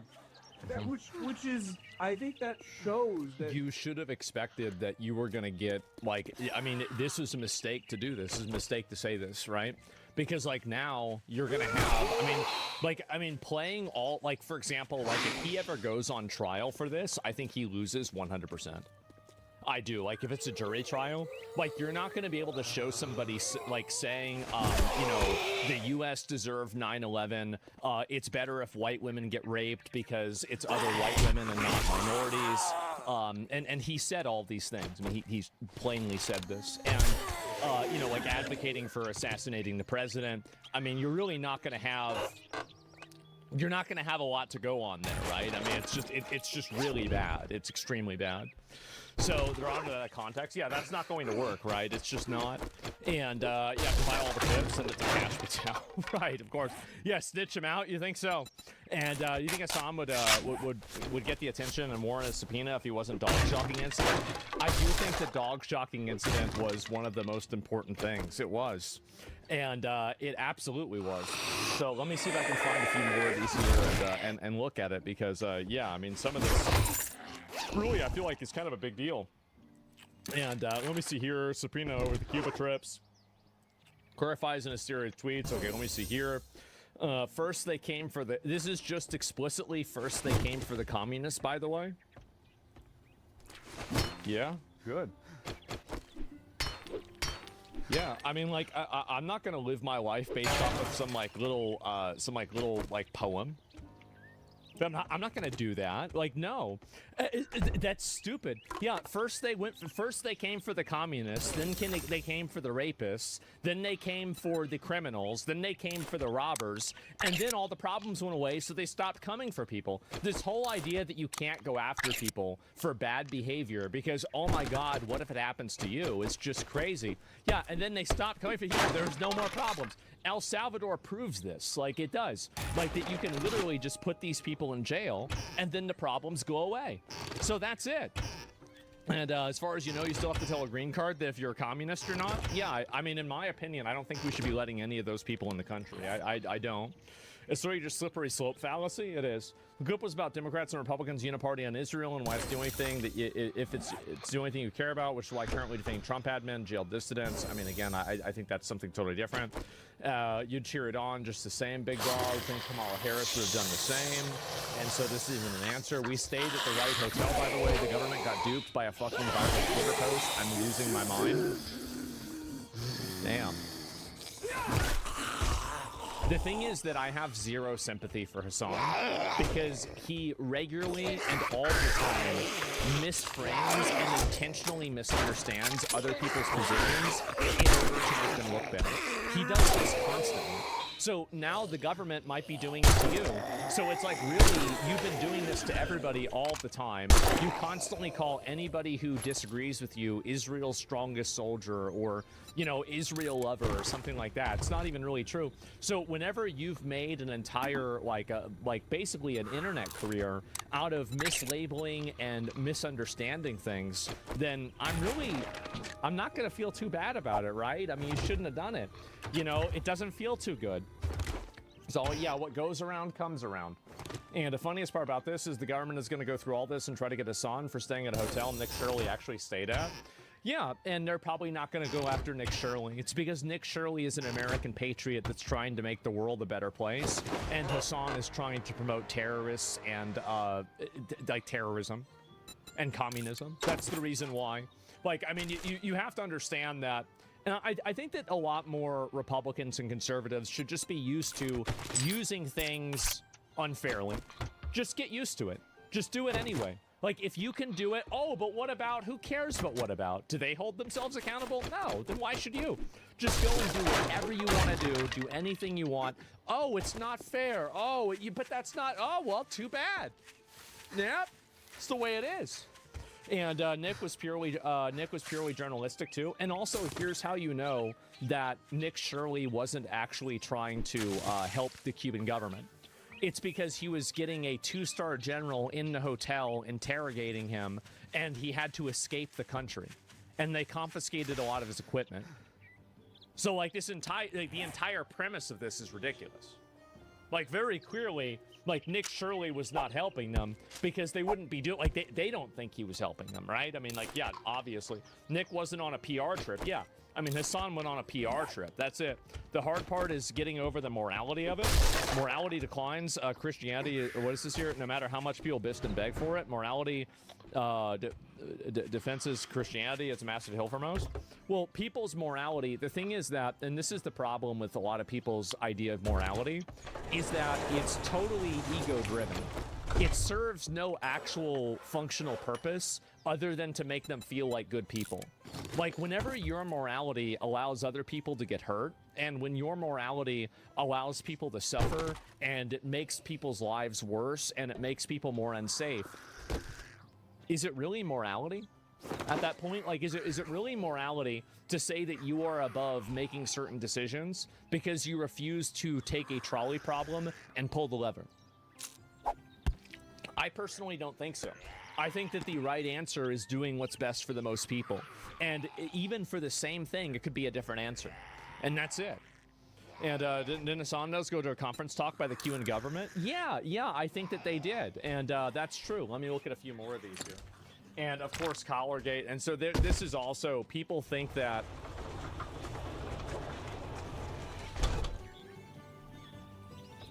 I guess he has a dog walker. Does he have a dog walker? Like, a dog walker. And you got the shirt on backwards. As far as I know, I don't. It's just a tighter shirt. And I got this shirt when I was like 19 or something at the thrift store. And it was a long, long time ago. And all rich people use dog walkers. That's crazy. And so anyways, look at Dead in Eyes. Believe Kaya was only coincidentally wearing an electric collar on the day she caught her foot. I mean, that does look like an interesting beeper. I don't know if it's real or not. I have no idea. But, you know, who's that Pokemon? It's crazy how even inside of this controversy, it's still only about the dog. Like, you went to Cuba, you could have worked with the Cuban government and everything, but it's still the most important thing, the thing that nobody can forget, is the dog. You can't forget the dog. Oh my God. Dogs are better than people. Well, they're better than some people. And so I bet Kaya called the feds. I know. There's been a lot of memes about this too. And so Code Pink co-founder Medea Benjamin was also subpoenaed. Like, if it was up to me, like, I'll tell you this, right? Is that if oh my God, this thing gotta shut the fuck up. Testament, all of these Where is it? anti-American groups like Code Pink. I would completely God damn, the noisy ass motherfucker. Legally. I would take their finances. I would go after them on a personal level. I would go after any of their family members that were coordinating with them. I would go after their own personal finances. I'd put them in jail. I would try to displace them. I'd shut down their businesses. I'd put them on no-fly lists. I would do everything. I'd subpoena all of their information. I'd make as much of it public as possible to make them look bad. I would go as far as I possibly could, right? And that's, you have a law for that? I know. We can do this. You can just do this. And they don't do it. It's so annoying. Makes me so mad. Like, I don't know why this doesn't happen. You would, but how? You just do it. What are they gonna do? They're gonna sue you afterwards? Who cares? It's already done. Like, you can't, in a lot of things, the process is the punishment. So it's not about whether you're right or not. It's about making an example out of somebody. Who cares if you're right? Like, and by the way, these people are never going to admit that you're right. Even if you have somebody dead to rights, they're going to say they're innocent. It's because they're biased. So you can't look at like, oh, well, how can I win the approval of people that are going to lie to me? Like, well, I mean, they're just going to make the same shit up no matter what. So that's what I would say. Just follow the damn law. Yeah, we still have anti-communist law. Well, what are so? I hear about this sometimes. What are the laws that are still in effect in America today? Yeah, I don't know what this is. Let me look this up. You think the government should strike harder? Yeah. Yes, I do think so. You also have to show it warrants an investigation. Don't want people pushed close to the line. Yeah, definitely. For fuck's sake. So what is the... Yeah, I don't even really know the examples of this, right? You have anti-treason laws? No. Yeah, but I'm talking about common... This is like a broader concept, right? It's obviously a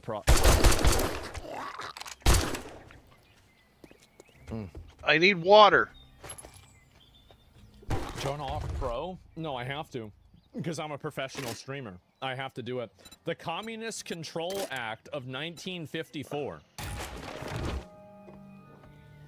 The act declares the party is an instrumentality of a conspiracy to overthrow the government of the United States and strips it of all rights, privileges, and immunities of a legal body. It originally sought to criminalize membership, subjecting members to fines or imprisonment. Well, okay, so then they're not going to put people like that in jail. The Immigration and Nationality Act. Government views communist affiliation as a fundamentally incompatible with the naturalization oath and a potential threat to national security. So this is, I mean, I think this is great. I mean, like, why can't we just go with any of the immigrants that are doing this here? Why can't we just say, well, you lied on your Immigration Act, right? I mean, if this is what, if you can't be a communist and be an immigrant and be naturalized, then logically any of these people that are naturalized that are communists lied. So if you lie, then obviously it becomes void, so you just denaturalize them and send them back. Like, this is what I'm saying, right? Is like, there are a lot of ways that you can approach this problem. And that's it. Is there in bad with Democrats? I think that they definitely are used as shock troopers. You're right about that. Read the current status. Strictly enforced in years. U.S. government actually tightened how it interprets affiliation.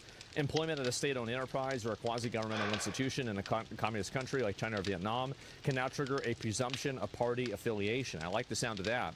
And state laws and loyalty oaths, state bans on communism like Oklahoma, Texas, Pennsylvania, Florida, and Georgia still have statutes and legal codes to make it illegal to belong to a communist party or organization. There you go. And so, yeah, I mean, I guess that's really it, are entirely dormant. So they don't really use those right now, but they still, you know, technically exist.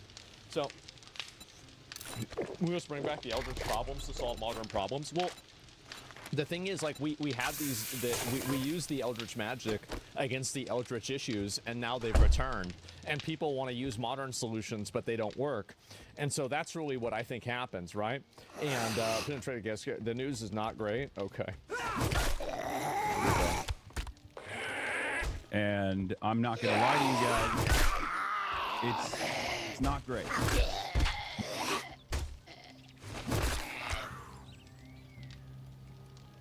And I'm not gonna lie to you guys, it's not great.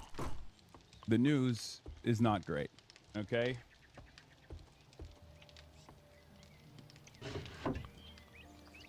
Dramatic pause.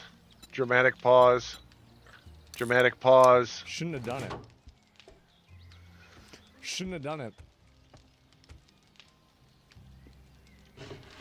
I don't know what you were thinking doing it. Like, I mean, that's it. I mean, like, it's... I mean, it's bullshit. Yeah. But... it doesn't matter. It doesn't matter. See, the thing is that, again, this is a person who's built their entire career on bullshitting. You constantly misinterpret people. You constantly make up lies about people. All the time you do that. And so now, finally, maybe this is happening to you. Shouldn't have done it. Still not great that, you know, they're after your boy. They're up my ass. Yeah. And I'll obviously get into it right now. I'll tell you all about it, but let me blast off real quick. Uh-huh. Blast off. We will free you, brother. Yeah, free me. Free me. Free me. Yeah. I can't believe I'm saying that. And I'm not going to lie to you guys. He's going to lie to you. He's not happy about this. Is Jesus Christ. Free me. I can't believe I'm saying that. And I'm not going to lie to you guys. It's not great. The news is not great. Okay? Man. I mean, it's bullshit. Yeah. Well, you know, we'll see what happens, right? Reap what you sow, you do. And our group is Champion on Twitter. Essentially, son of a bitch. Us on. I'm pretty sure if we got martial law right now, that's not what would happen. So, yeah, I guess so. Still gotta deal with the bullshit. Man, he's cooked. I mean, I don't know. I don't know what to say. I really don't. I mean, this is. I mean, my ask, China avows communist, calls for death of U.S. senator. Yeah, I mean, shouldn't have done it. And this is a clip lacking the rest of his context. Oh, I'm sure he said more about it. I'm sure he's going to say more about it. I'm sure there's going to be plenty more input he's going to have, right? He wants to be a martyr. See, most people want to be martyrs until they're about to be martyrs. And then... Free me. I can't believe I'm saying that. And there's a lot of people, see, there's a lot of people that think that, right? And they think, oh, I'm going to be that guy. I'm going to do that until it happens. And then it's like, well, wait a minute. Well, I didn't mean, well, just hold up. All right, everybody, let's take a step back and let's be reasonable here, okay? You may not go to jail, but they're going to make his life annoying? Yeah, sure. And so wanting the status of it, but not the responsibility. Many examples, many times. Look at the next clip. There's more. Let me open this up. On the other hand, got a text message, or rather a voicemail, from a Fox News producer saying that I had been subpoenaed by the federal government. Not good. Not a good thing. And I was like, that's be. strange. Yeah, not good. Asking for comment. Mm-hmm. I didn't do nothing. And before I could even respond, I didn't do anything. To the journalist, an article materialized on the timeline. Yeah. I'm going to be talking about that in a little bit. But let's just say that kind of fucked my whole night up.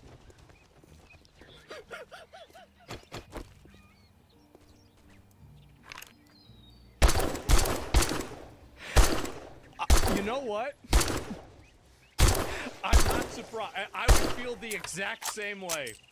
Last time I got sued, it ruined. I don't know if it ruined my whole day, but it ruined like half of my day. I was mad about it for at least like 6 hours. It fucked my plans up. Yeah. I still was able to do a little tub sesh. Mm-hmm. You know, get in the tub, get in the hot tub, get in the bathtub, a little bit of salt.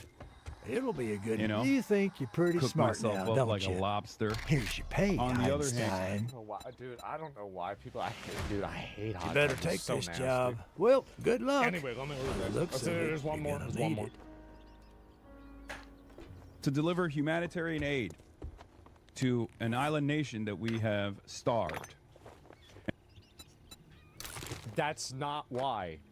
See, this is the reason why I don't feel bad for him. That's not why it's happening. You know that, and he knows this. He knows that's not why. It has nothing to do with that. It's the reframing. Oh my God. And cause tremendous suffering too. Mm-hmm. Incredible.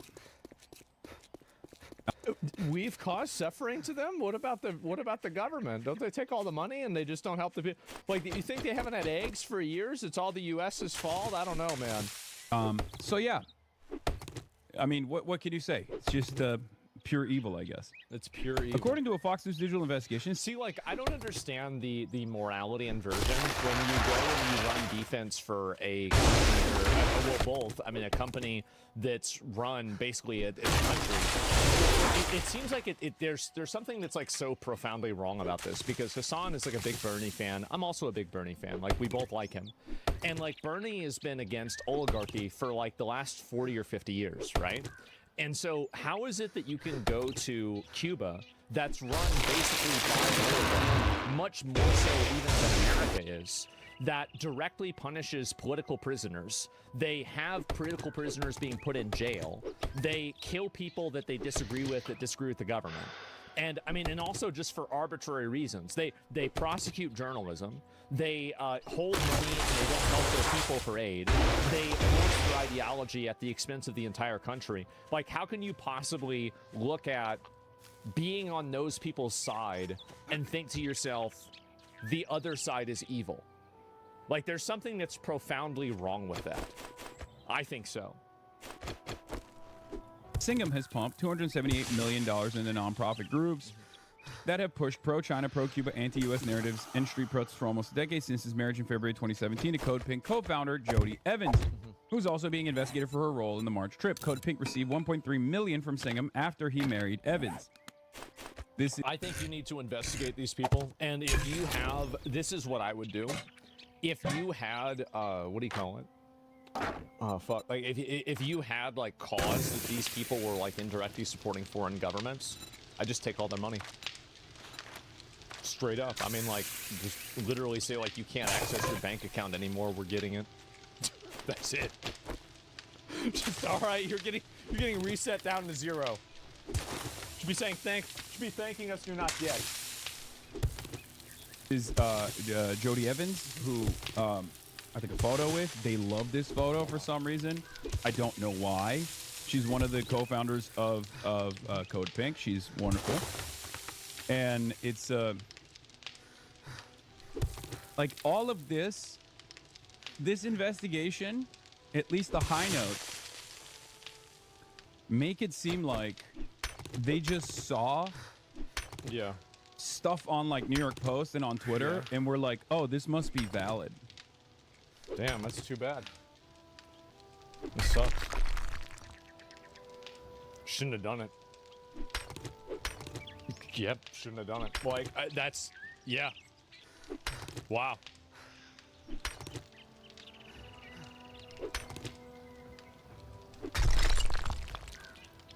In mid-March, organizations in the Singham Network, from the Venceremos Brigade to People's Forum, a hub for communist cause in New York City, were leaders of the Nuestra American convoy, which included an estimated... So, like, why don't you just, for example, like with this network, like, why don't you just take all their money and seize their assets and put the people that run it in jail if they're trying to push communist causes in America?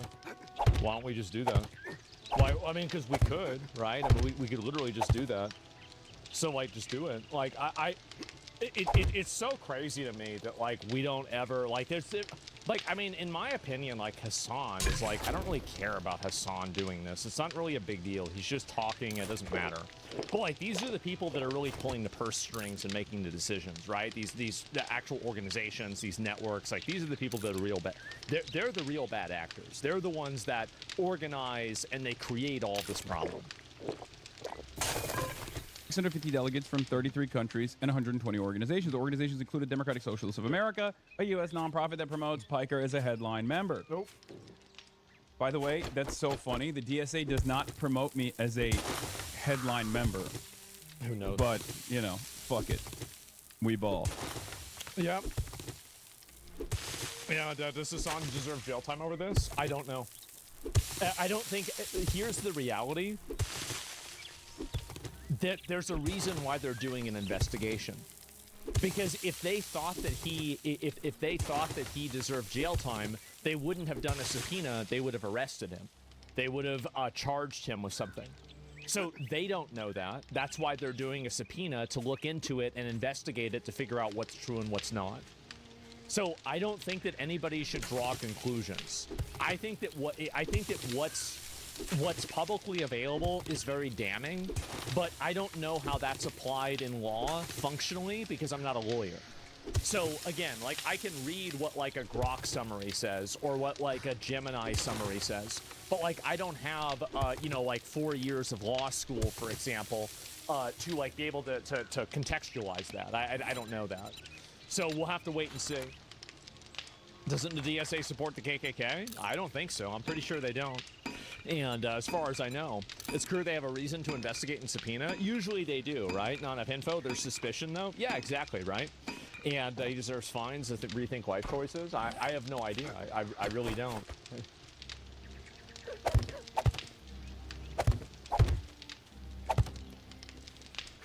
Really?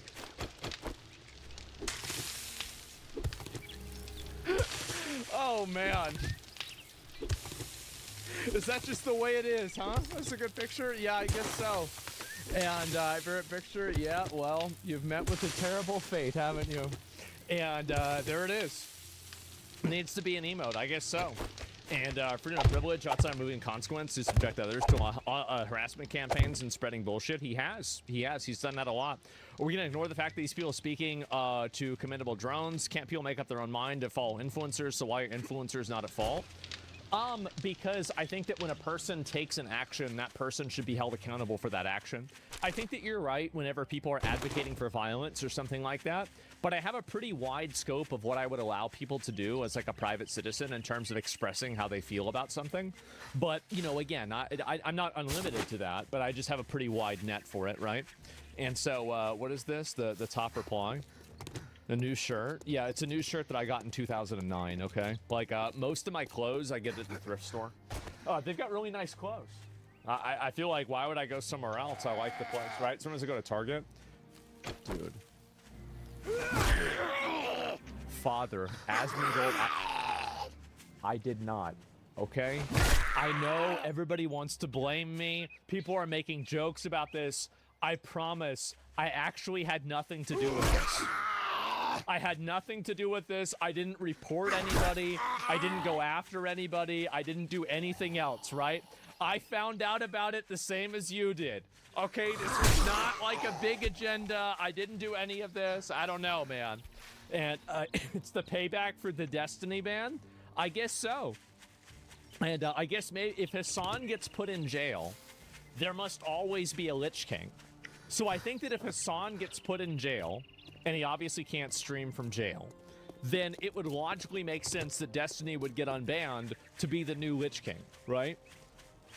Because it would be unfair. I think it would be unfair if I was the only guy on here talking about world events, right? It would be unfair, like doing any sort of commentary at all. Like you have to have somebody else on the other side, right? I mean, it would be boring if that didn't happen. So like you'd have to have Destiny get unbanned, and somebody else would have to get promoted up there, right? And so it's yeah, I don't know. And Denims gets promoted. No, it has to be somebody that people want to watch. Like, I'm talking about Destiny, right? Obviously. And so, yeah, video game streaming. Yeah, no, yeah, Mike from PA, Dims. No. Like, somebody entertaining. Somebody that, like, that people want to watch. There's someone that people listen to. So, not like a barnacle to somebody else, right? And, anyway, what is this here? The U.S. Oh. You're getting paid by the Cuban government. This is why it's this is why it's insane, but also kind of funny in a weird way whenever people are like, oh, I bet you're getting paid by the Cuban government. Bro, they don't have money. Do you really think that the people running the Cuban government don't have money? Does anybody believe this? Like, nobody believes this shit, do they? Like, I mean, like, what are we doing? Like, this is the reason. Like, it's so crazy that everybody's lying. Like, Fox News is misrepresenting Hassan. Hassan is totally misrepresenting the situation. Everybody's lying. So, like, there's not, like, nobody even cares about what happened. Nobody cares about, like, oh, did this happen or not? No, it's all, like, some narrative that, like, you're trying to put out there that's, like, nobody even cares if it's true. It's really kind of funny. With what money? What if, like, you think they got money? Yeah. Yeah, I think the guys that run Cuba have a lot of money. Yeah, I do. It's exactly, yeah, I absolutely they do. Are you fucking insane? It's one of those things where I can't tell if people are just like so used to only at advancing causes for monetary reasons, like they just can't possibly fathom the idea that someone would want to genuinely help the Cuban population, genuinely. I think that he does. Like, I think that he does want to help them, and it's nice that he wants to help them. But if you want to help them, maybe you should go against the government, right? Like, that's the way I see it. Geisa, the military entity, has over $18 billion. So yeah, I mean, and that's the main company that runs Cuba, right? Is Geisa? Demand that we stop, killing Cubans with our economic terrorism. We're killing Cubans with the economic terrorism, but Cuba isn't killing Cubans when Cuba kills Cubans. Okay. Right. Right. Like, what money do they have to give me money? You know what I mean? Well, it's very stupid. Let's answer that question. So Geisa is one of the largest. It's the largest company in Cuba. Let's take a look at it. Geisa, Grupo de Administración Empresarial, is a major Cuban business conglomerate owned and operated by the Cuban Revolutionary Armed Forces. Hey guys, this is always it's a really great sign when the largest company is owned by the largest military. Let me tell you something, okay? That is just, oh, bro, what could go wrong?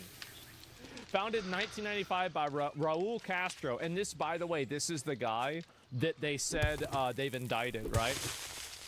Geisa owns all of the hotels in Havana.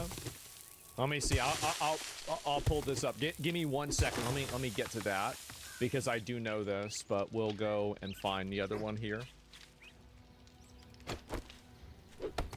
Where is it? Oh, I think I might. Yeah. Oh, here it is. Okay. To help the military. So founded to help the military generate revenue during Cuba's special period So they're going through a special period. Control. It dominates key sectors of the Cuban economy, including tourism, and these are the hotels. So, like, for example, this hotel. Remember how, like, the Cuban, like, tourist hotel had lights and nobody else had lights? Oh. Somebody's calling it the Cuban collar crisis.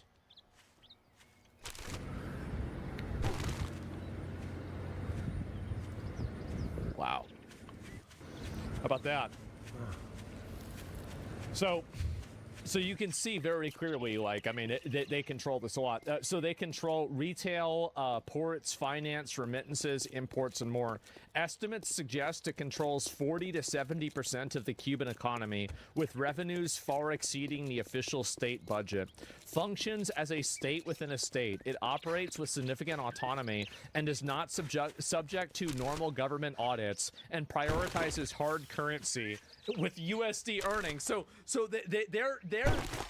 they're working in USD, not pesos, while their own people have to fucking live off of pesos and they can't get eggs.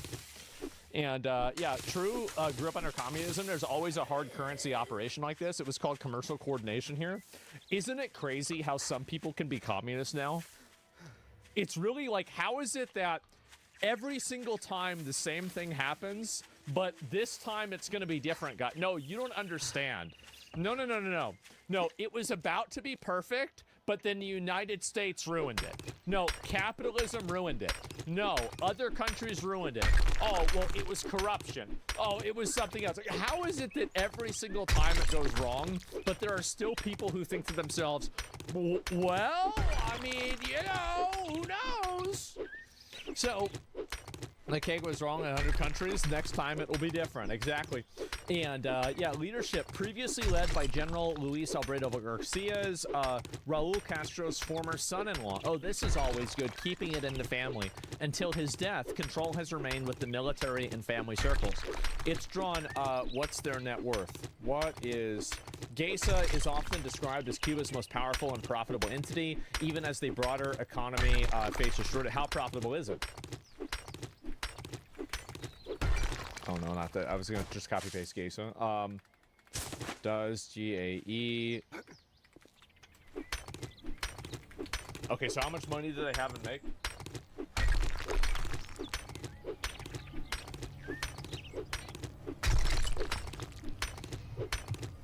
So, 18 billion in current liquid assets.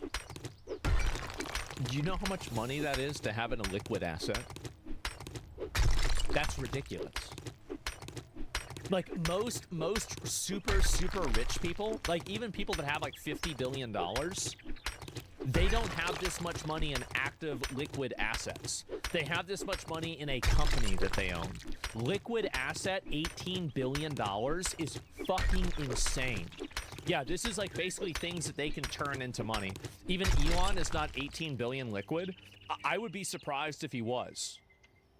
Like, yeah, I mean, this is, like, I don't think people understand, like, liquid assets are much different than just, let's say, something else. But what is this? He tried to kill me. I really think this is a bad idea. Marge, I agree with you in theory. In theory, communism works. In theory.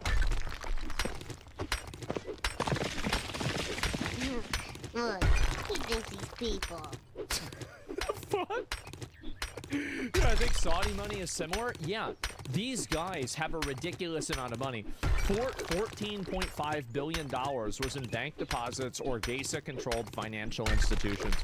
And so whenever we're talking about generated $2.1 billion in net profits, where the fuck did it go? No, like, we're not talking about, like, how much money they made in total. This is how much money they are taking home. Net profits, $2.1 billion in 1 quarter of 1 year. Holy shit. So, it's good. And so, how much money money in liquid assets do the top 10 richest people not related to government have? So this is in liquid assets, not like ownership of a company. Liquid assets, cash on hand. Liquid $850 million, Elon Musk. Larry Page. Likely hundreds of millions to low billions of liquid. Similar to Page. Surgery, very low liquidity relative to net worth. Larry Ellison. I told you guys, like, people don't understand, like, however rich you think some random guy is, imagine how much money, like, Vladimir Putin has. Really, think about, like, it's not even comprehensible. Like, these guys that run the governments in these countries, Jeff is high because of the divorce. Is it really? Jeff Bezos, he's liquid 10 to $15 billion because of the divorce, right? Around 5%. Amazon stock is in both highly liquid via public shares, but he doesn't hold massive idle cash. Yeah, okay. So there you go. Putin's the #1 liquid. Trump is also a trillionaire. Well, I don't know about that. I mean, Trump's only the president for 8 years. I mean, Putin's been around for a long time. So liquidity, what is this here? Not that. So all of this is here, right? Top 10, 50 to 150 billion total, right? For all of them. Why so little? Billionaires minimize idle liquid cash due to inflation and opportunity cost. So for context against Geisa, one mid-tier top 10 billionaires' total net worth exceeds Geisa's reported liquid reserves, but actual spendable cash per person is often comparable or below what Geisa holds in banks. So these people, like these guys that are running Cuba, have more like disposable income and more money that they can spend than like the most rich people in the entire world. Like, that's how much money they're making. So you say, oh, what money? This is why it's this is why it's insane, but also kind of funny in a weird way. Whenever people are like, "Oh, I bet you're getting paid by the Cuban government," bro, they don't have money. Sad to say. Sad to say. No, you're being an idiot here. Okay. All right. Let's go ahead. Let me pull this up. All right. Go ahead. Explain it. You should compare how much liquid money Tesla or SpaceX has. Why would I compare how much liquid money Tesla or SpaceX has? Why would I do that? I don't understand. What would the purpose of that be?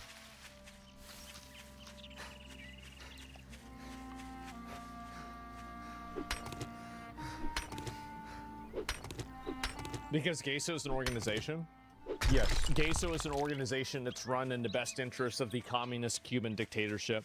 Tesla and SpaceX are companies that operate that have multiple owners, and the money that's being spent is going to be going through an approval process that is decided by shareholders and the board of directors. Like, these are just, you're comparing apples and oranges. Like, for example, like Tesla is a publicly traded company. SpaceX will be a publicly traded company. SpaceX is not public? No, it's not. But that doesn't mean that. So you're comparing how rich the Cuban oligarch is with Elon? Yes, that's exactly right. Because the collective Cuban oligarchy fund is being spent in the best interest of the Cuban government, the communist Cuban government. Like, I mean, I don't even I'm shocked that we're even having this conversation. How is this possible? Like, obviously, an owner of a company and a stockholder of a company can't use that company's personal funds for their own piggy bank. They can't do that. Whereas GESA can. Do you understand? SpaceX IPO next month? Yeah, I know. I mean, I don't know. He doesn't understand. Maybe sub IQ, sub 80 IQ. You think he's sub 80? Let me see if he's sub 80. We'll get one more response. You should compare it with us. And also, like, by the way, you can't. So no company would ever do that too, because so there's a term for this. Whenever you use company funds for personal expenses, it's called piercing the corporate veil. It's one of the most common and most well-known forms of corporate fraud. And it's the way that companies are able to, and prosecutors are able to hold individuals who own money and who, own stock in a company personally accountable for bad actions that company does. When that company is doing things for the personal best interests of shareholders, then you pierce the corporate veil and you are held liable personally. So, like, it's just simply not true. Like, not only is this not true, but it's like I'm gonna close this. I'm just not gonna even think about it, right? It's lack of respect. Yeah, if we're private, it doesn't matter if it's public. Your answer is to the shareholders. Yes, exactly. Well, I mean, if a private company has shareholders too, like there are shareholders in almost every company. So I don't know really what else to say beyond that, right? Is there another one? Honestly, you've just been living life, living large, and just peppering people with wads of cash for the most part. We've been sending every 2 weeks. We've been sending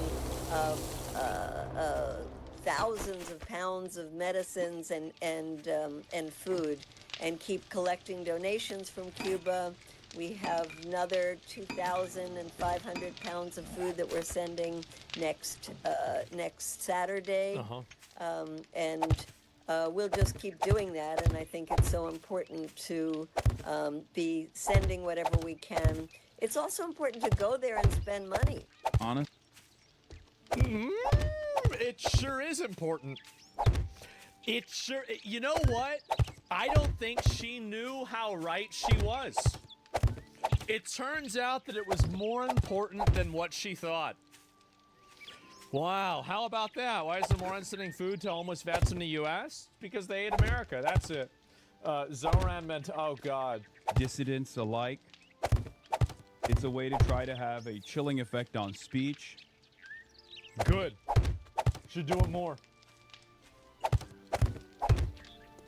And some people, it seems, some likely and some unlikely people have been cheering it on.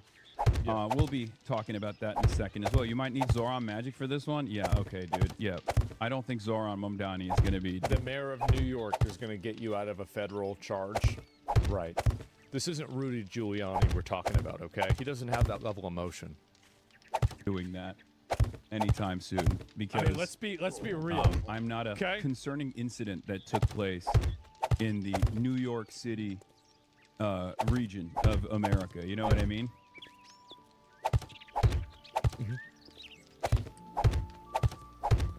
Uh-huh. That's great. Now you did Highly get another doubt one. So maybe I'm wrong. Maybe he'll prove me wrong. I don't know. But anyway.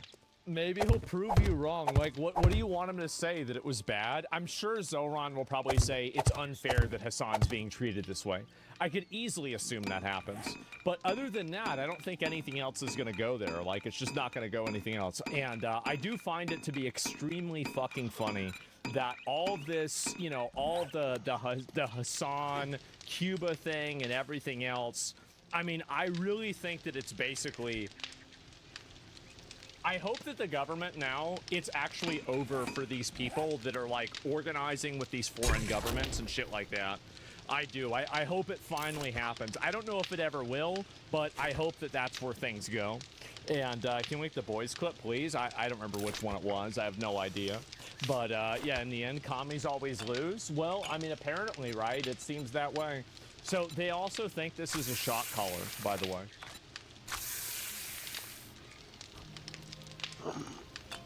Somebody was asking if this woman is wearing. Is this a shock collar?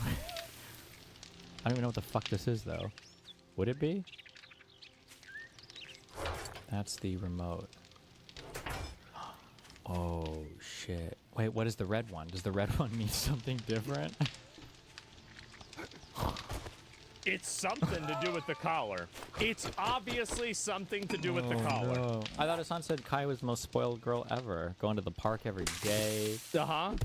The red one is fire. XQC debunked it, did he? It's a pager. The PG-300 remote dog training. Only 300. I don't know what that means.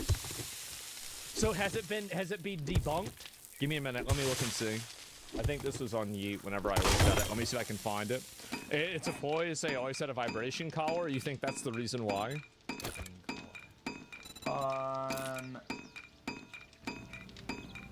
Chad, this one doesn't have the stuff on it, no?